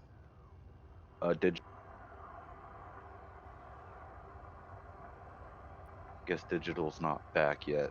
I'm back. Oh, digital. Just got home with the groceries. The only little thing I wanted to add was I don't want new people to feel like, well, I'm a believer in tough love when appropriate, but I don't want new people to feel like, aren't here to help. If I have the time and I know what I'm doing, and I'll help you out. You're I'll absolutely hold right. your hand yeah. as long as you'd like. What I Hey, think- Doc, my arm hurts when I do this. Well, don't do it. I'll see you tomorrow morning at 8. Singer. Not much. One sort of observation would be to sort of re-emphasize that the things that other groups maybe have trouble with, like a quiet Discord, lack of content on the Discord, we're doing a pretty good job with. So that's a really good thing. The other stuff like home systems and BGS and other activities, we can fix, we can add to. So I think our strength is what we currently have, which is a kind of an active Discord and a decent community. There's some other groups that might be successful in the BGS side of things and have all the bits that we don't have, but when you go on their Discords, it's like a fucking ghost town. So keep doing what we're doing from that point of view. Roger that. Roger that. Firestorm. Yeah. Okay. I got nothing to add. Goofy. Well, all I can say is it's a pleasure flying with you guys. I always have a lot of fun with you. And as usual, if somebody wants a wing or something like that or needs help, just give me a holler. As a jack of all trades, I'm doing everything. I'm doing mining, I'm doing fighting. I have just fun in the game. Okay. Let's kind of move a little bit quickly. I still have some points that I want to hit. Yeah, I'll go brief. I think everyone has said everything I was going to say. It's great flying with you guys. My only thing to add is that whatever we do, we make sure we don't pigeonhole ourselves into one role or the other. Stay diverse and stay. Val. He was actually muted, so Leviathan. Yeah, you guys are awesome. Best gaming experiences that I've had in like a decade. My point and my request is kind of double-sided. One, to the admirals, don't be afraid to lead. We're all having a great time, and we're all so open and capable. And this game enables us to kind of really get out there and wander off in tangents. But don't be afraid to grab us by the reins and say, hey guys, we're going to go do this. And as long as, we kind of push towards that direction, we're going to have a blast. And two, when I have fun is when I hear you guys having fun. So if you're going to go out and do things and take groups of people out to explore, just make sure that exploring is what you want to do during the day. If it's mining, just have a blast mining, shooting things down, etc., etc. When you guys have fun, I have fun. Cheers. Right. Well said. Redhead, you're married to an admiral. I don't know that I really have to ask, but I'm gonna go into anyway, right? I'm getting a dirty look, so I'm going to say no, I don't have anything to add. She's lying. Yuresh, are you able, or are you still sitting in a dock? Okay. Was that me? No, Yuresh. So, the only bit I have to add is I just want to see people on more often. That's about it, because it feels pretty empty. Yeah, we're. Other than that, I'm around. It looks like within the next few weeks we're gonna be full up again. I mean, if anything, this is a pretty good turnout for a meeting. Kind of what I would really consider a bullshit meeting, to be honest with you. And I only say that in the fact that there's no real point to having this meeting other than the fact that, we got some talking points and got some good information from you guys, the people that make the 12th Fleet. I made the 12th Fleet, but you guys make it the 12th Fleet. So, okay, Horatio. Nothing to add from me. Nightseeker. I just look forward to running with folks again. Maybe we can take newbies on interstellar tours and points of interest, like you, me, and Amanda did for the generation ships. That was fun as hell. Right. Yes, that was really fun. The race was fun too, except I kind of had to miss. But I had fun practicing. Sorry about that. Shed. I'm glad that everyone. I'm really glad about the turnout because I think someone mentioned this earlier. The turnout from this meeting shows that people are still truly interested in staying in the 12th Fleet and being able to play as a community.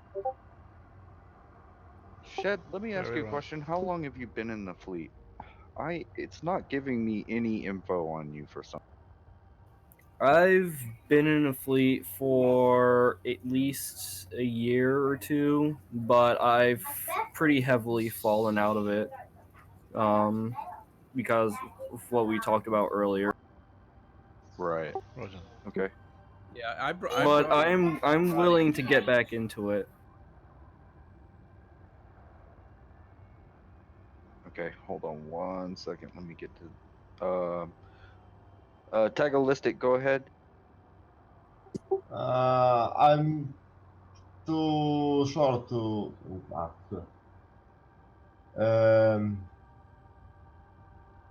I'm new to this fleet, so I can't speak a lot. But I'm really glad that you guys invited me. That are helping me with something. I heard today someone was helping with friendship boosters. That was uh, pretty much good experience for me too, because I heard about the point defense and I was doing this myself with those missiles flying everywhere. Uh, I'm just looking for target target for something to focus in this game. I need something to keep me in the game because it's pretty fun and I like you guys. I'm gonna stay here longer. Thank you, Tag. That's very, very kind of you, and we appreciate that very much. We enjoy having you here. I haven't personally been around that since you're on lately, but you know we're all on lockdown, so now we're all doing whatever it is we're doing now. Welcome everybody. I've got Chief, if I may. As an ambassador, I have one comment, if it's okay. Shoot. All right, hold on. Give me just a second.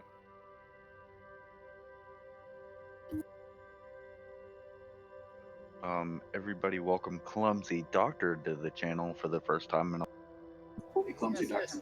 Hey, welcome. Clumsy Doctor, if you're just joining us, we're having a meeting here. We've just finished off sort of a plan for what we're going to do in the future, fleet carriers and things like that. Chief, I was going to say, if you give me a chance, I wanted to follow up with the Minter said right after I was done with that. I would say let Chanks go real quick. He's one word. Pumpkins. Ah. Raise the pumpkins. I am a druid of the pumpkin cult. To just chime in with what There's a Minter few of said. us here. That you guys are wonderful people. I'm very, very, very happy to have each and every one of you, and I enjoy flying with you guys. I enjoy trying to give you guys good information when I'm asked, and I love learning the stuff that you guys have to teach. I want to go back to Broodman and was it Firestorm, Leviathan, a couple other people. Broodman made a great point. He said that we all met on DW2, and that was an event. So those of you that have said, we need to do something, I think that's really important. And by do something, I mean actually show up here again, and then plan an event, and then go do it, because that's how we all met, and that's how we make it happen. I want to say, and that's the only thing I wanna do. any expeditions you guys plan, ping me, ping Nagi, ping Michael. We will promote it on the radio. We will tell everyone what's going on. We'll tell them how to get in contact with you. Awesome. Cool. We appreciate that. We do. Thanks, Chief. Yeah, no problem. Okay, I am going to notice a few people here real quick. Horatio, congratulations. I just promoted you to LT from LT. Congratulations. Shed, I just promoted you from LTJG to LT. It's an honor. Where there was another one. Tagalistic, a big one. is no longer an ensign. He's now an LTJG. Thank you. Congratulations. Congratulations. Congratulations on. Congrats. So you guys keep doing what you're doing. Captain Xavier, welcome. Now, because Captain Xavier and Clumsy Doctor have not been here, we are recording this, so I'm sure at some point when this meeting is over, he'll post that somewhere. I'm not sure exactly how that's going to happen. I'll sort that out. Yep. Huh? I will sort that and let you know. Okay. But basically what we're doing with this meeting is about fleet carriers, and then like what the 12th fleet is gonna do from today on. Some of the talking points were, we added two new, technically 3 divisions, but we're all PC technically. So I added 2 divisions, one for Xbox, one for PlayStation. We've got a couple of PlayStation guys. Rude Man is going to make a 12th fleet over in the PlayStation side. And then, we went into a discussion about what you guys would possibly, if you could, voice your opinions about what you could change, what you would change, what you would want to see happen. You guys weren't here. So Clumsy, in, a brief, is there anything that you would like to see happen in the 12th or change or whatnot? Of anything, that suggestion of an event where we'd all get together and do something kind of like how we all met on Distance World 2, something like that would be great to see. Right. Yeah, that's a big one. I've got that one now at the top of the list. Same question to you, Zach.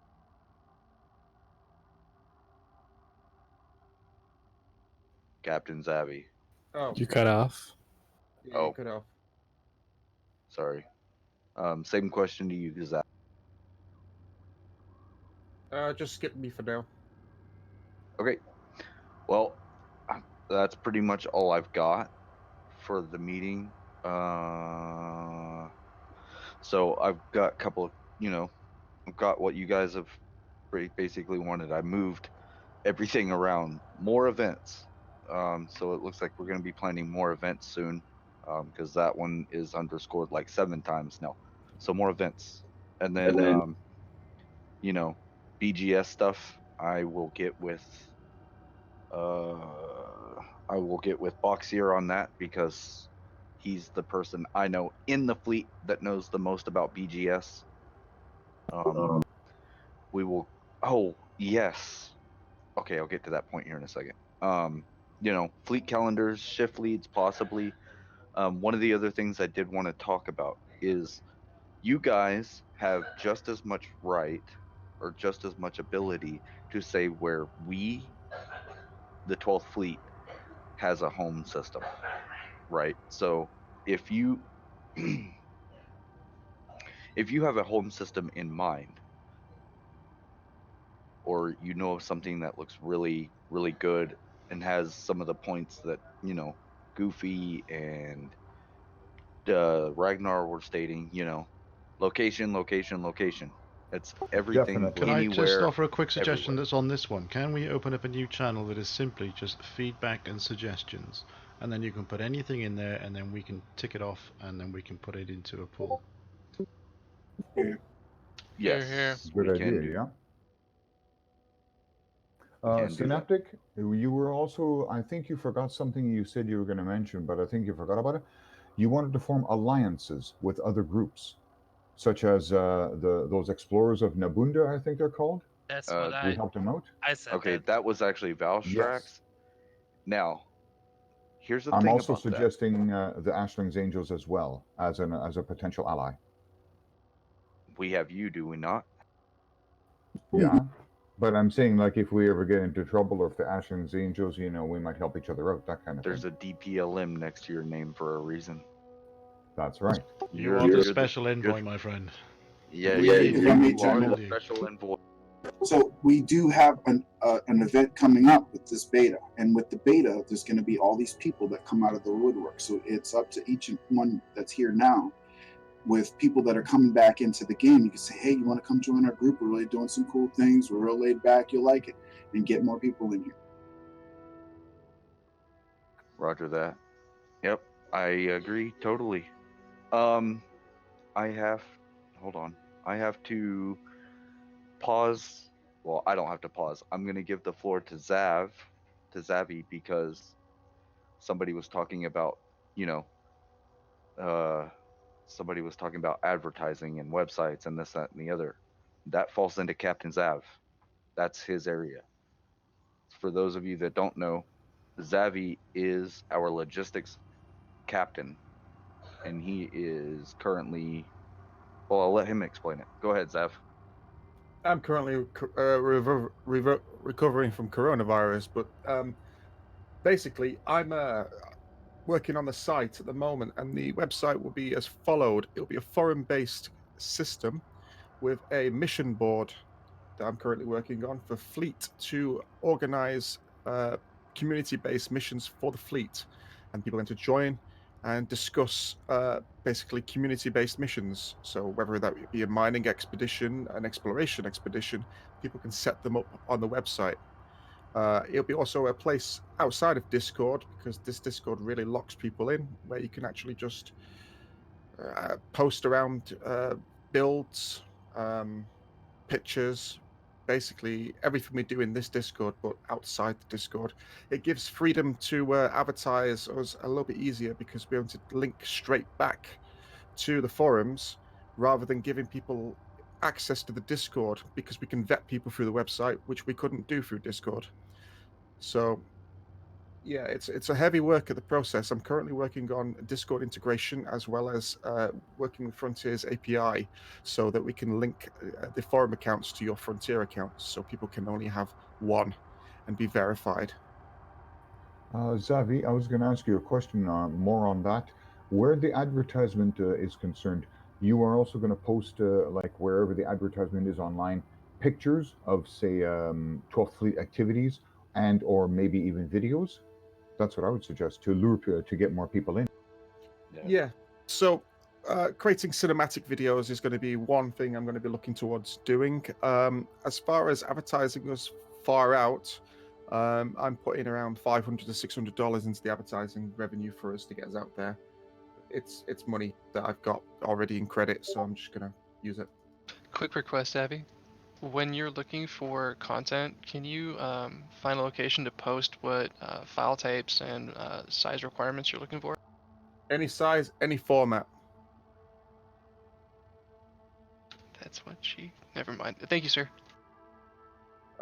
File size, any format, and the reason for that is because I have a Blade server, which I use for rendering, and if you've got something that's in a weird format, NKV, whatever, I can convert it without downscale.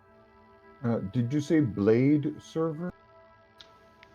I have to run. That's correct, a Blade server. Those are like very slim computers, like one right after the other, stacked in a whole set, right? That's correct. Correct. Oh man. Oh, I'm jealous, dude.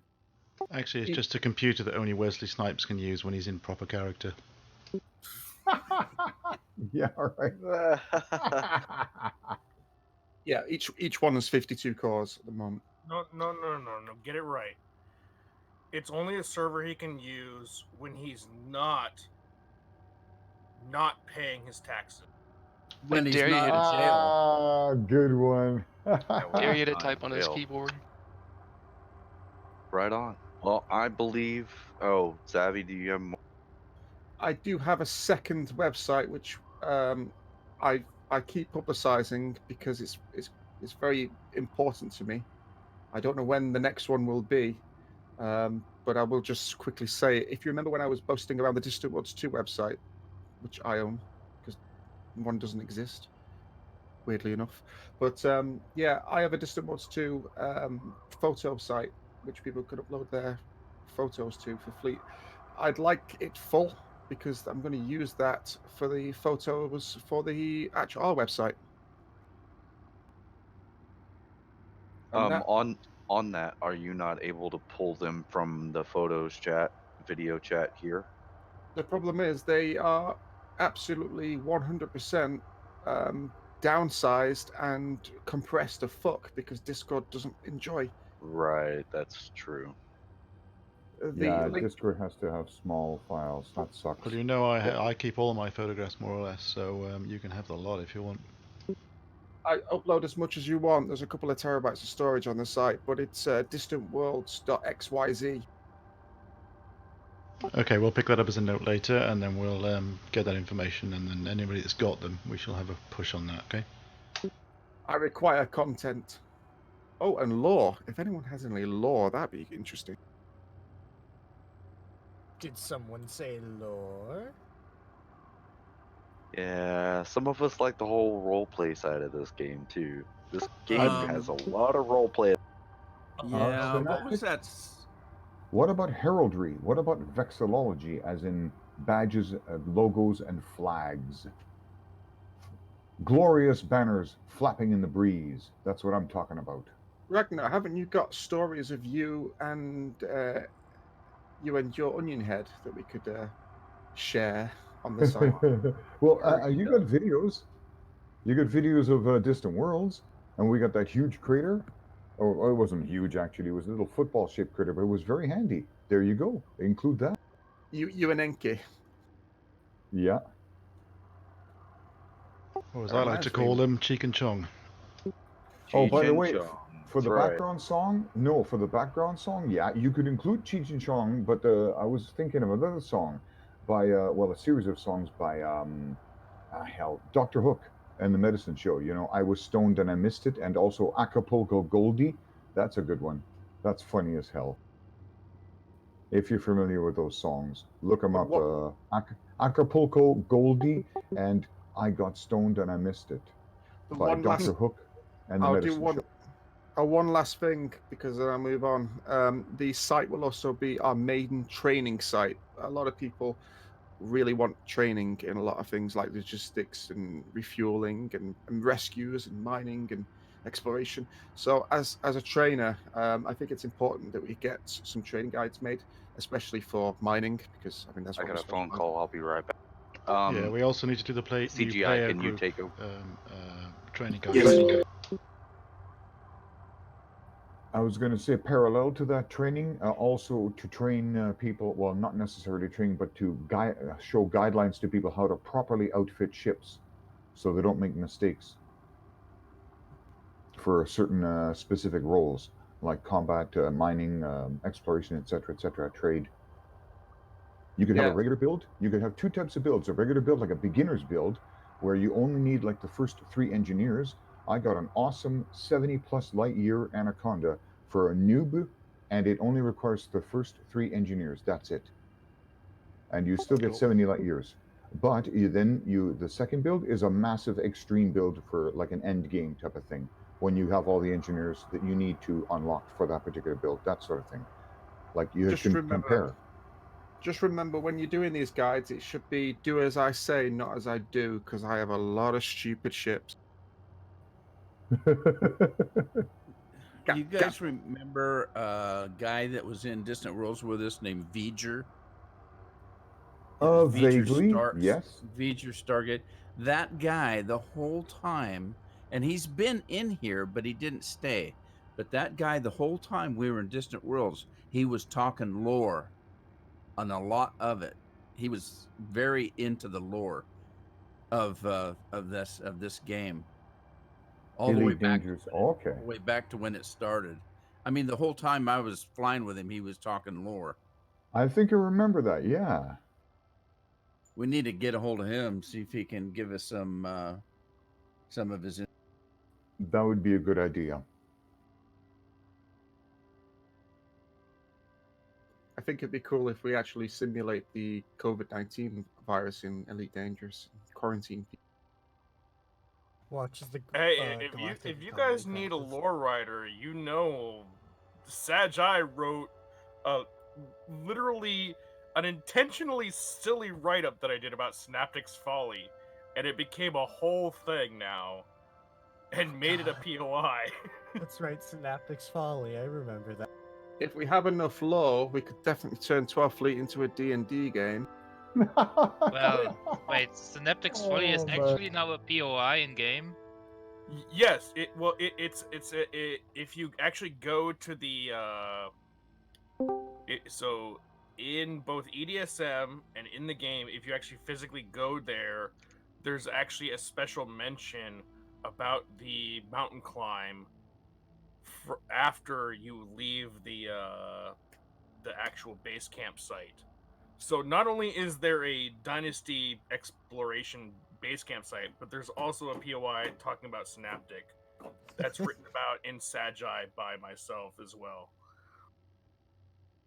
That was a glorious moment I'll never forget. Just listening to the terrible screams as Synaptic tumbled down the mountain. Can someone lead it? I mean, It wasn't now, even to be just fair to the tumbling down, man, it was that he finally to got be up to the top after, what was it, like 3 hours. He finally got up there.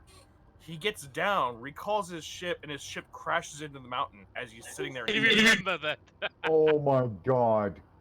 I remember that. Now, to be fair, people said that he couldn't climb that mountain, and he did in his SRV, which was quite a thing. And yeah, the fact that his ship blew up was just the accident. I'll find the Sagi article. I think it was the third.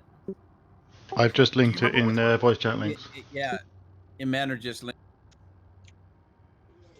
I've got to drop, so I'll talk to you guys later. Alright, buddy, thank you for your time. Appreciate it. Yeah. Have a good one, guys.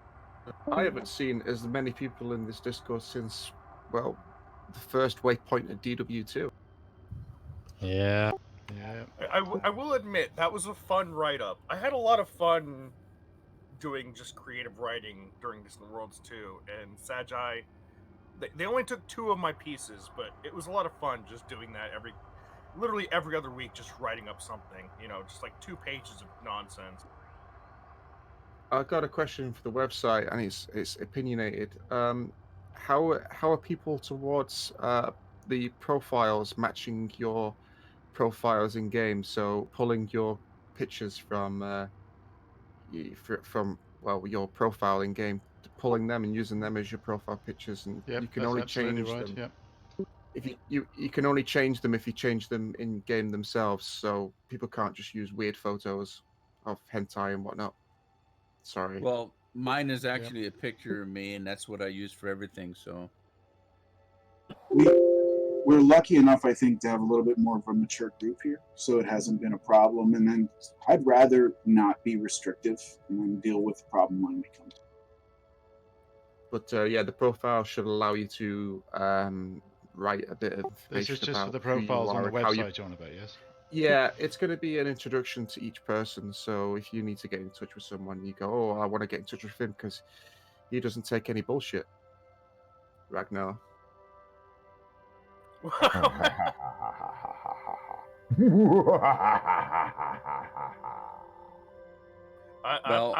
I've been using my Elite Dangerous avatar for over half a decade now, because I think the Elite Dangerous face maker is actually really well done, and I can actually look like myself in a video game.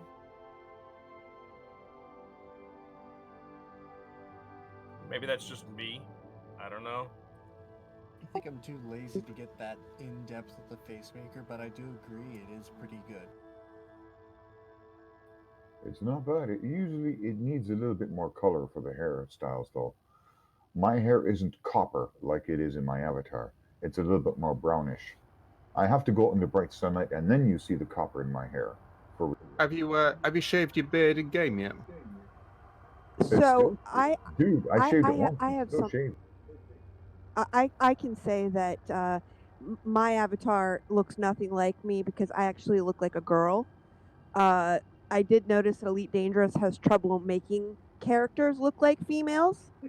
As They're some of quite us who butch, have aren't they? fighter pilots know.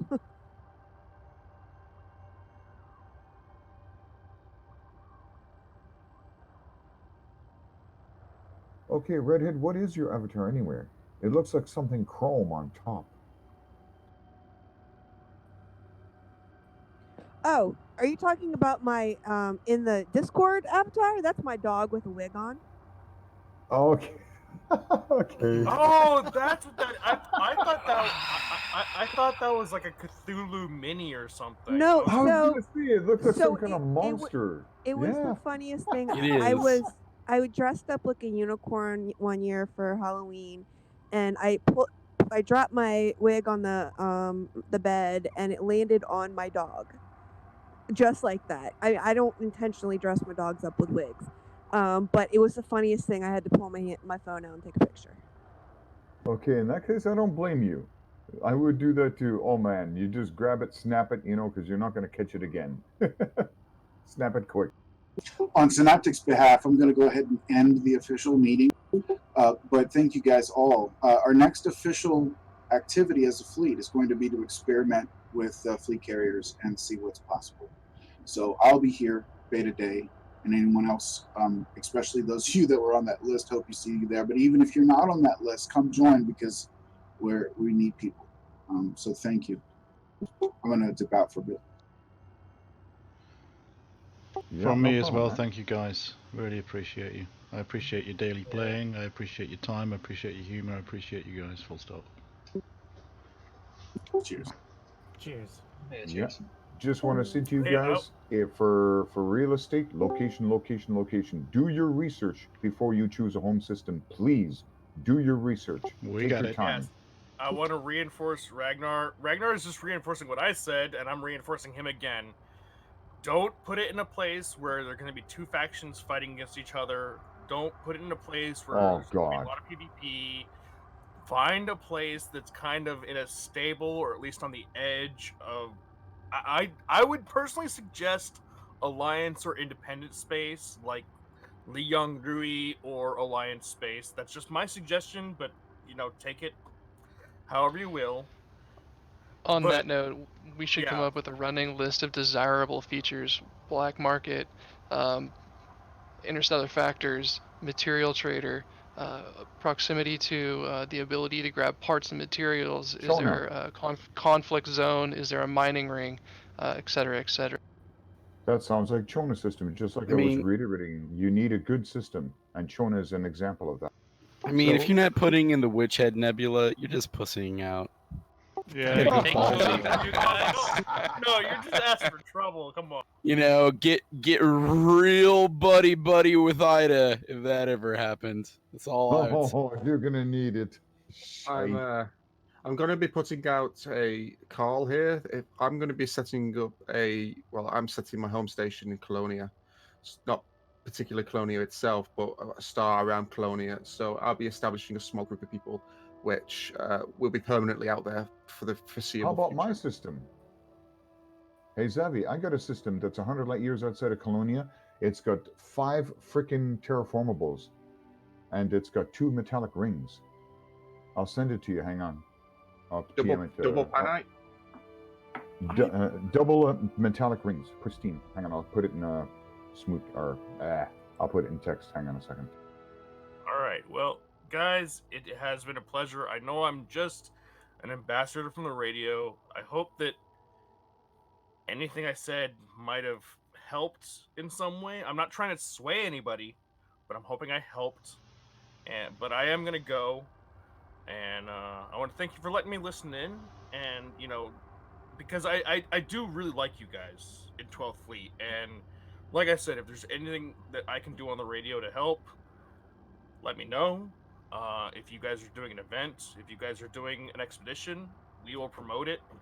Just, I'm happy to do that. Just let me know, or let Nagi or Michael, any of the 3 of us, we'll basically post that shit like every day. Be like, hey, there's a new expedition. Thank you very much. I mean, we really appreciate your time and advice and giving it up for us, and thank you. That's a good point, actually. We could do with some people who enjoy a little bit of voice acting work, and we'll create a custom adverts for our events. A bit of role play. The radio is still pretty quiet. It only gets a boost like whenever an expedition launches and it's been promoted on the radio, and people are like, "Hey, we want to listen on the radio because the expedition's launching and the radio's talking about it." But the radio is pretty quiet, unfortunately. But we keep running it. It's been over a year now, going strong. you know, but still. Well, maybe as a commitment it's to not you, quite like the we fir- could it's we not could quite- it's all not we quite could all like the listen. first month. We could all It's listen. not quite. I was gonna say it's not quite the first month when we had, you know, like 800 listeners, and we were like, shit, we need to buy 5 servers to run this crap.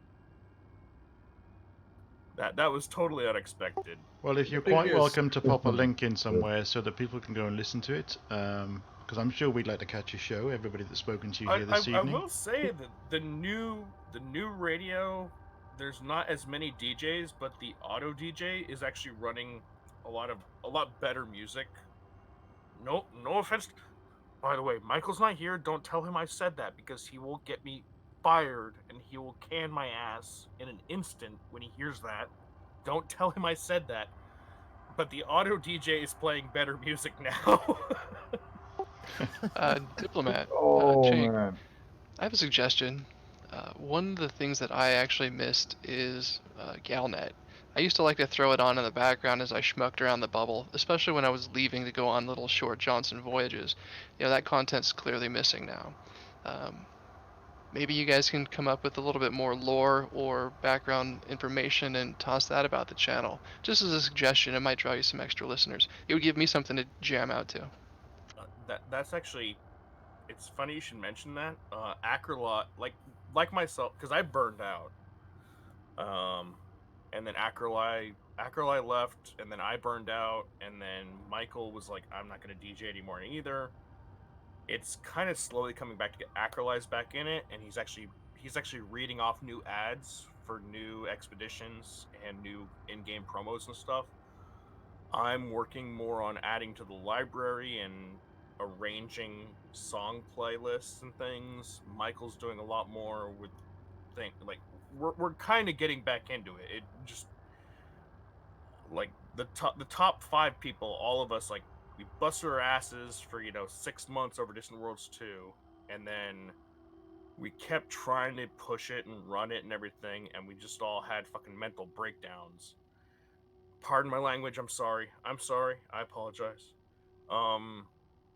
But we're all starting to get back into it, and it's fun again. And I'm actually gonna start DJing again once my new school term starts up again, and I have a regular schedule. Things are a bit sketchy because of Corona, but we're all kind of getting back into it. Acroli's back, and he's doing voiceover work for us again. We're gonna get back in touch with Dig That 32 and see if he can do some more ads for us, because he's a really cool dude. And Cool. yeah. So yeah, we are. The radio is not dead. It's just kind of quiet, but it's still there.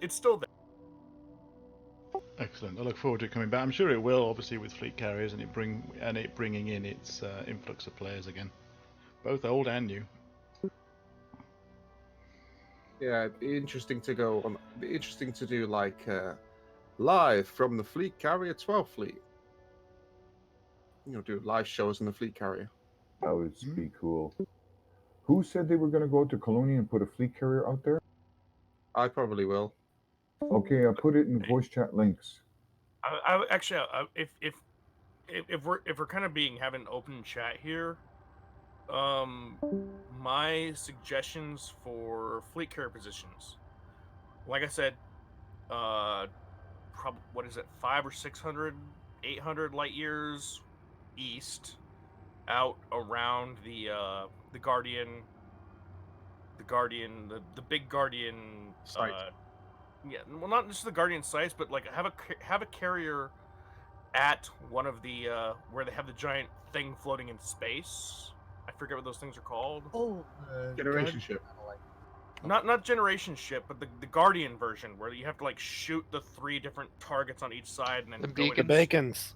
Yeah, a fleet carrier at a beacon. Good place to have one.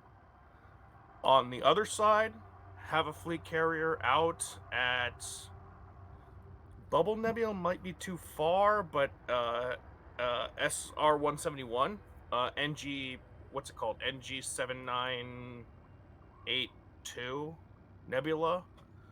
Somewhere kind of around there, because it's like a big, huge, bright thing where it's like, as soon as you start heading west, it's the first thing you see in the sky. And there's literally a Reddit drinking game where if you go to Elite Dangerous Reddit and they're like, what is this bright spot in the sky? If it's NG789798 or whatever it is, take a drink. And the joke about that is that you'll get liver poisoning within an hour. Because every time people go out west, it's like the first thing they see. The other position I would have Chang? one would be kind of around Witch Head, questionable, and then one halfway to Saj. Are you talking about NGC 7822? Yes, that's what it is. Nebula? Yeah, 'Cause you know what? It's Guess what? S171. S171 is the Star Series. I remember the Star Series, not the Nebula. Correct. Yeah. And there's a whole bunch of pumpkins there, and there's also a station nearby in case you need to refuel and repair and whatnot to replenish. But there's a there's a whole line of O-class stars there, and there's not all of them have pumpkins, but some of them do. And I posted I know some. that there's a station there, but it's still like, if you have a fleet carrier there, it's an automatic bookmark/beacon on your Gal map for anybody in the fleet, and they can be like, okay, here's a place to go where I'm safe. Well, I'm But going if to you try want and put. pumpkins, you can go there. There's lots of pumpkins there. I'm going to try and put a Guys. fleet carrier at the Anaconda Graveyard. That's going to be a priority for me. Hey guys, I'm going to drop out for now. Okay, Val, you Hey, take care, buddy, and see ya, thanks for Val. attending. Anyway, buddy. yeah, I just wanted to get that out. Like that kind of Thank you. cross section there. Like I said, Guardian Beacon, S171, Witch Head, and then halfway to Sajay, or even a third of the way to Sajay. Not even that. Like somewhere near Thor's Eye, a fleet carrier near Thor's Eye. Perfect spot. Yeah. You know. Chank, That- look that at voice was- chat links. Chank, look at voice chat And links. I then- just put it up there. But I'm gonna leave chat because I'm gonna start streaming Elite Dangerous because I'm jumping really fast for Perseus Reach Expedition. But it Okay. was really a pleasure talking with you guys, and I didn't mean to interrupt. I hope I didn't. You definitely didn't interrupt. I think you did Not at very all, well. no. Thank you for your time. I thank you for your advice. I certainly appreciate it. I'm on a long call. I'll be Yes, thank back you. here real short. Real. Same from All here. right, guys. Thank you for letting me in, and I'll talk to you all later. Take care, buddy. Peace. Peace. Yep. See you when I Yep. see you. Later. Okay, guys, Yeah, see I'm you, huh? dropping out too. It's 1:30 in the morning over here, and I gotta work tomorrow. So have a nice night. Have a nice You night. can take care, buddy. Have a night, you too. Yeah, good night, man. I need to have a wee wee, so I might just go downstairs and hold my penis. Sounds like a Naughty, time. naughty. Okay, so meeting has been adjourned. Just a quick one for anyone who's really interested. Half-Life reconfirmed. What? Yeah. I think it's a remaster. I'm it's out of gonna- here. I'm gonna get my supper. Well, in the time of this meeting, I Okay. made an Outlook account I so I played can actually do stuff in the bubble. I played Half-Life 3 Alex to the end, and yeah, Half-Life reconfirmed. And it will be in VR only because I can't see a Valve not doing VR ever again. Yay. VR. Holy shit. No spoilers, but that helicopter, it certainly does look like it will be taking off. What helicopter? The end of Half-Life 2, Episode 2.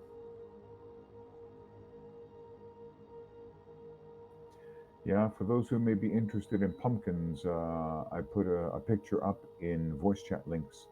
There is a string you can see of blue stars in the NGC 7822. I'll see you guys nebula, later. See ya. And the station's right next Ciao. to it. In case you want pumpkins, you can find lots of them there. I've never actually seen one. I've gone out exploring a couple. Oh, dude, you look in voice chat links. There's your pumpkins. That little string of blue stars. Not all of them have them, but some of them do. At first, we thought that they liked high gravity worlds, but found out we were wrong. They like apparently O class and B class stars, and if I'm not mistaken, on rare occasion, maybe even A class stars, but it's rare.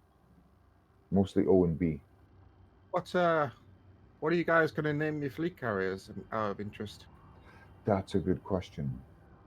I would probably name mine after a bird, a really big bird, because all my ships are named after birds. Pterodactyl. If I ever. I mean birds. I got a name, but it's kind of cryptic. Sea eagle, perhaps, It's a because cryptic I know. The owl. The owl's a pretty big bird. Toying with the idea There, of calling it the Abyss. The largest bird, the largest wingspan on a bird. Condor. I think is Andean condor, I believe. The largest raptor in the world, the largest meat-eating bird in the world. I forget. I think it's a cross. Well, the I think Andean it's condor is a meat eater. No, the Indian condor is a scavenger actually, or maybe a meat eater as well. I don't know. Well, it scavenges meat. Does that count? But it scavenges, yeah. But that's like a vulture, more like a carrion eater. But does it actually hunt? Because then that's a raptor. Then that's an opportunist raptor. Like seagulls, they're opportunists. I'm not actually sure if condors are opportunists. Not the Andean. No, the Philippine eagle, or the harpy eagle. One of those two is the biggest bird in the world. Either in wingspan, the biggest meat eater, like the biggest hunting bird. I Raptor think in the world. in that case it's the harpy eagle. One of them is bigger in weight, and the other one is bigger in wingspan. I forget which is which. I think the What Philippine was the other eagle one is. again? I think the Philippine eagle might be. That's the biggest one in the world. Yeah. I think that might be the biggest one. And In terms of eagle mass, but what's I guess the harpy is in terms of wingspan, or I forget honestly if it's the other way around. It's those two that are the big. I think harpy has it beat in weight or mass, I guess. Yeah, one is mass and the other one's wingspan. I honestly forget which is which, but those are the two biggest ones in those two particular categories. I kind of like the Andean. I think it sticks depending on which carrier I would get.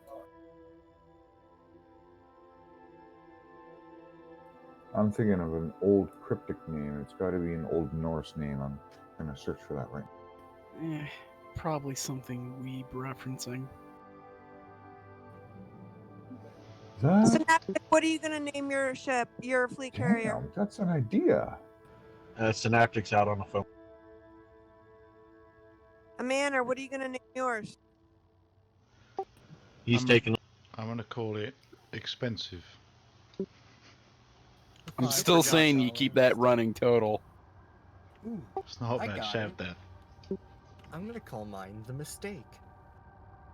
I'm going to call mine coronavirus because it kills everyone who gets on board. We'll just call that a generation ship. That's the same thing, right? Yeah, pretty much. Nice. Suicide ship. Yeah, come on board. We're all on. We're gonna get killed. You know Call somebody's going to Condor. have to call one a Sidewinder. You know that, don't you? I'll call mine the Sidewinder XL. That's quite the XL. Or the Type 6. Well, not Type 6. Or call it the Hungry Type 8. Caterpillar. And the synopsis: Once upon a time, I was a little caterpillar, and then I ate and I ate Type and I ate. The T11. Exactly, the Type 11. That's not a bad shout. That's pretty good. Oh, I mean, Type 11 diabetes. Oh man. I mean, you could just sit there and name it something, Eminer, like what I did while social distancing. A bit Actually, wordy, but How about Just type call it 10, Type 2 right? diabetes. Type 2 diabetes. No, what's the, now hang on. What's the biggest type right now? Type 10? Call it the Type Type 10. 20. Type Call it 20. the Type 20. Yeah, pretty much. Because it was going to be fucking massive. Type 11 is not big enough. So wait, hold up. Do they even Wait. have weapons, or are they just no, basically movable no, it's indestructible. But what if you just call it? You got to be fancy though, Rag. You got to be like Type 20X. XL special Yeah, edition. something. Type You know, 20X sounds like a Yeah, I agree. You get a Type pointer, 20X. yeah. All right, You gotta all right. 20XL. supersize it, man. Supersize it. The real question Type is 20 who's going SS. to name their fleet carrier? Who's going to name their fleet carrier Hookers and Blow? Well, that'll be Ragnar. 5 billion hookers and blow. Oh, I can't mind the Titanic, to be honest. HMS H&B. What was wait? Well, what was the name of the yacht that got stuck in China for a while? Something Princess. The Caribbean Princess, that one. The one that got stuck in Japan with the coronavirus. All patients all on it. I can't remember the name of it. Oh. The Trojan Magnum. Surely we've got to call it the Genosis 2. Goodness. Yeah, let's just let's see how that turns out real quick. And Demon everyone's orgies dead. be here. The litho breaker. No, got to call it the Titty Twister from Dusk Till Dawn. Oh no! Maybe that's really vague or Event like Horizon. that no one knows about. Call it the Event Horizon. No, you can't call it normal ships, otherwise everyone will call it the Nebuchadnezzar, the Event Horizon, USS Enterprise. We need something that's got some originality. It is a carrier, Enterprise work. 30 Enterprise. Enterprises. Serenity. Or anything from. Well, actually, if it's a super carrier, I'm going to call it a Chinese man, because that's carried the coronavirus all the way across the planet. Shots fired. Yeah, the That's Chinese terrible. virus. Am I right, guys? That's terribly truthful, Eminer. Super carrier. That's the way to go. Pack it with big fucking guns and call it the Galleass. Because it doesn't move, and it's got massive guns, and it does heavy damage. And it's very slow and unmaneuverable. What I might do is, if the ship ID is long enough, I might, as a homage to all the people that have died of this virus, when it starts to subside, put that number on the side of the ship so you can always remember. That would be the ship number. Something dash the number. Yeah. Oof. Grim. Or I don't if there's quite. an unlimited character limit for some reason, just put in the names of every person. No, I But don't know. if we can make it unlimited, we just call it Slam by Putkawele Gulgasilio Gulgulgulg II. Oh, that works delicious, yeah.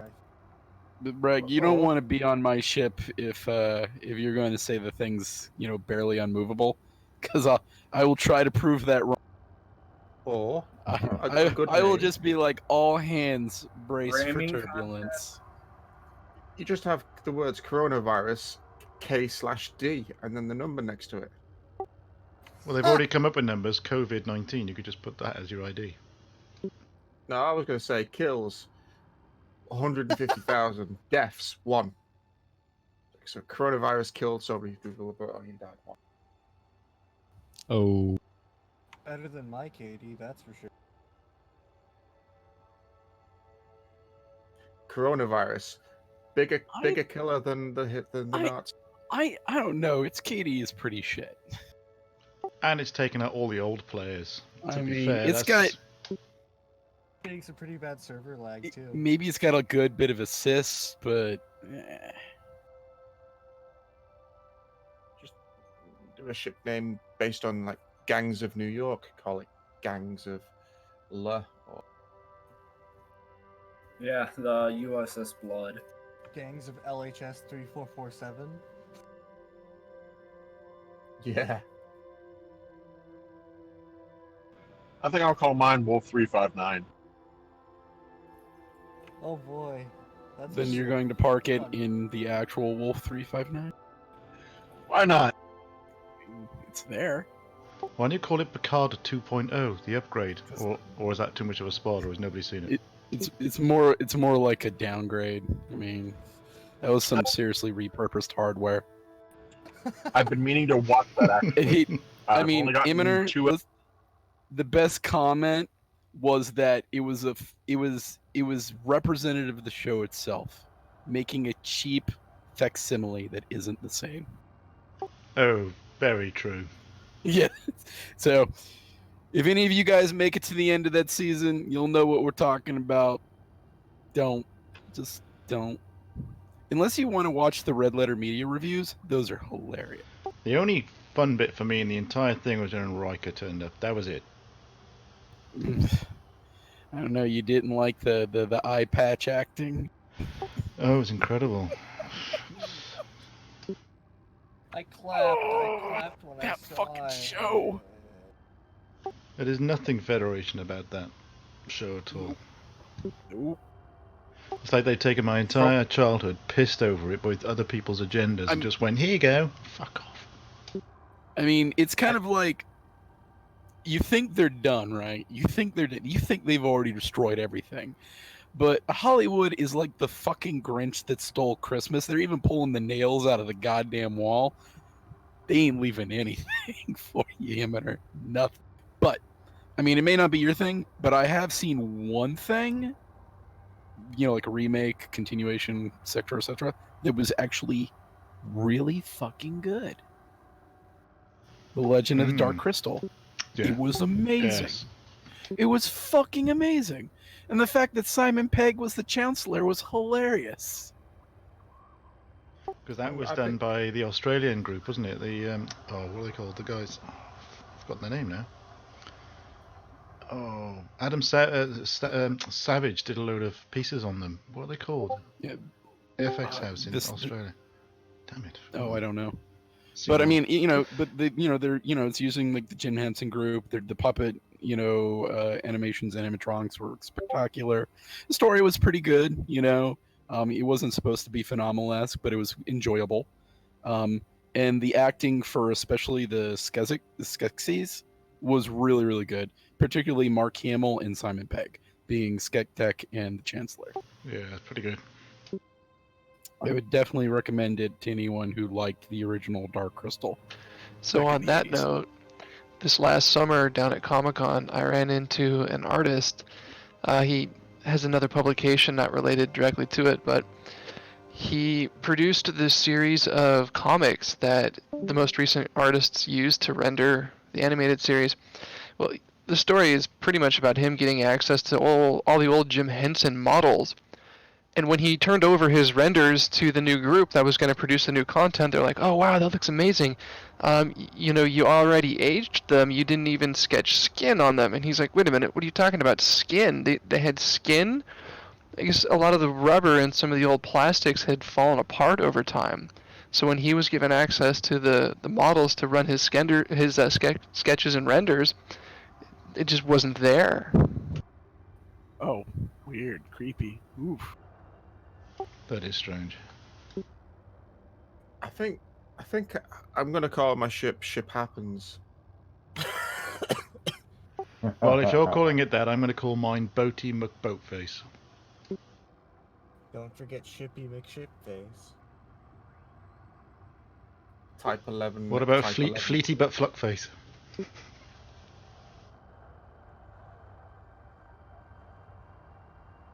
Fleety McBoatface? Default name. Bottom text. Yeah, that's even better. McFlurry McDonald. One thing I forgot to do was stop recording so that I can put this up for those guys to listen to later. So I'll do that now. I'll leave you to it for a sec. Well, that's going to be a very interesting conversation to listen to, assuming they listen past it and they just hear us going off. I think I'll cut it. Darn it! They won't get to hear our glorious ship names, like. Fine, I'll cut it here then. Okay. Say goodbye, everybody. Say thank you very much, everybody.